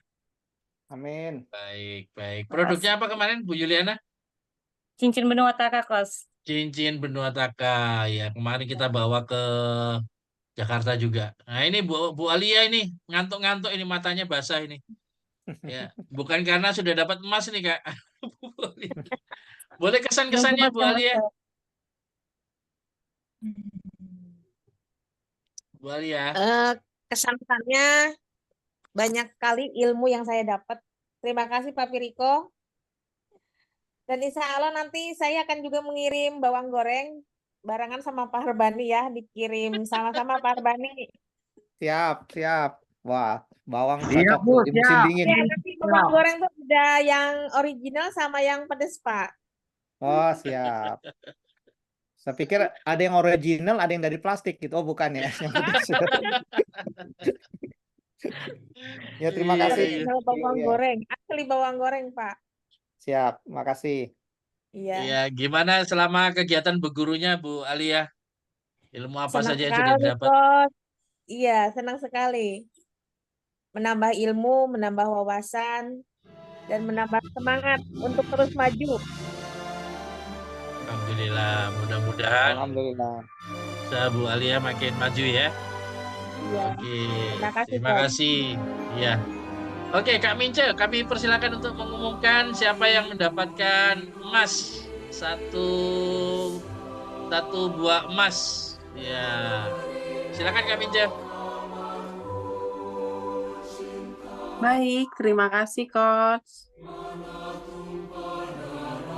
Setelah saya baca-baca ini kayak Pak Rusli ya.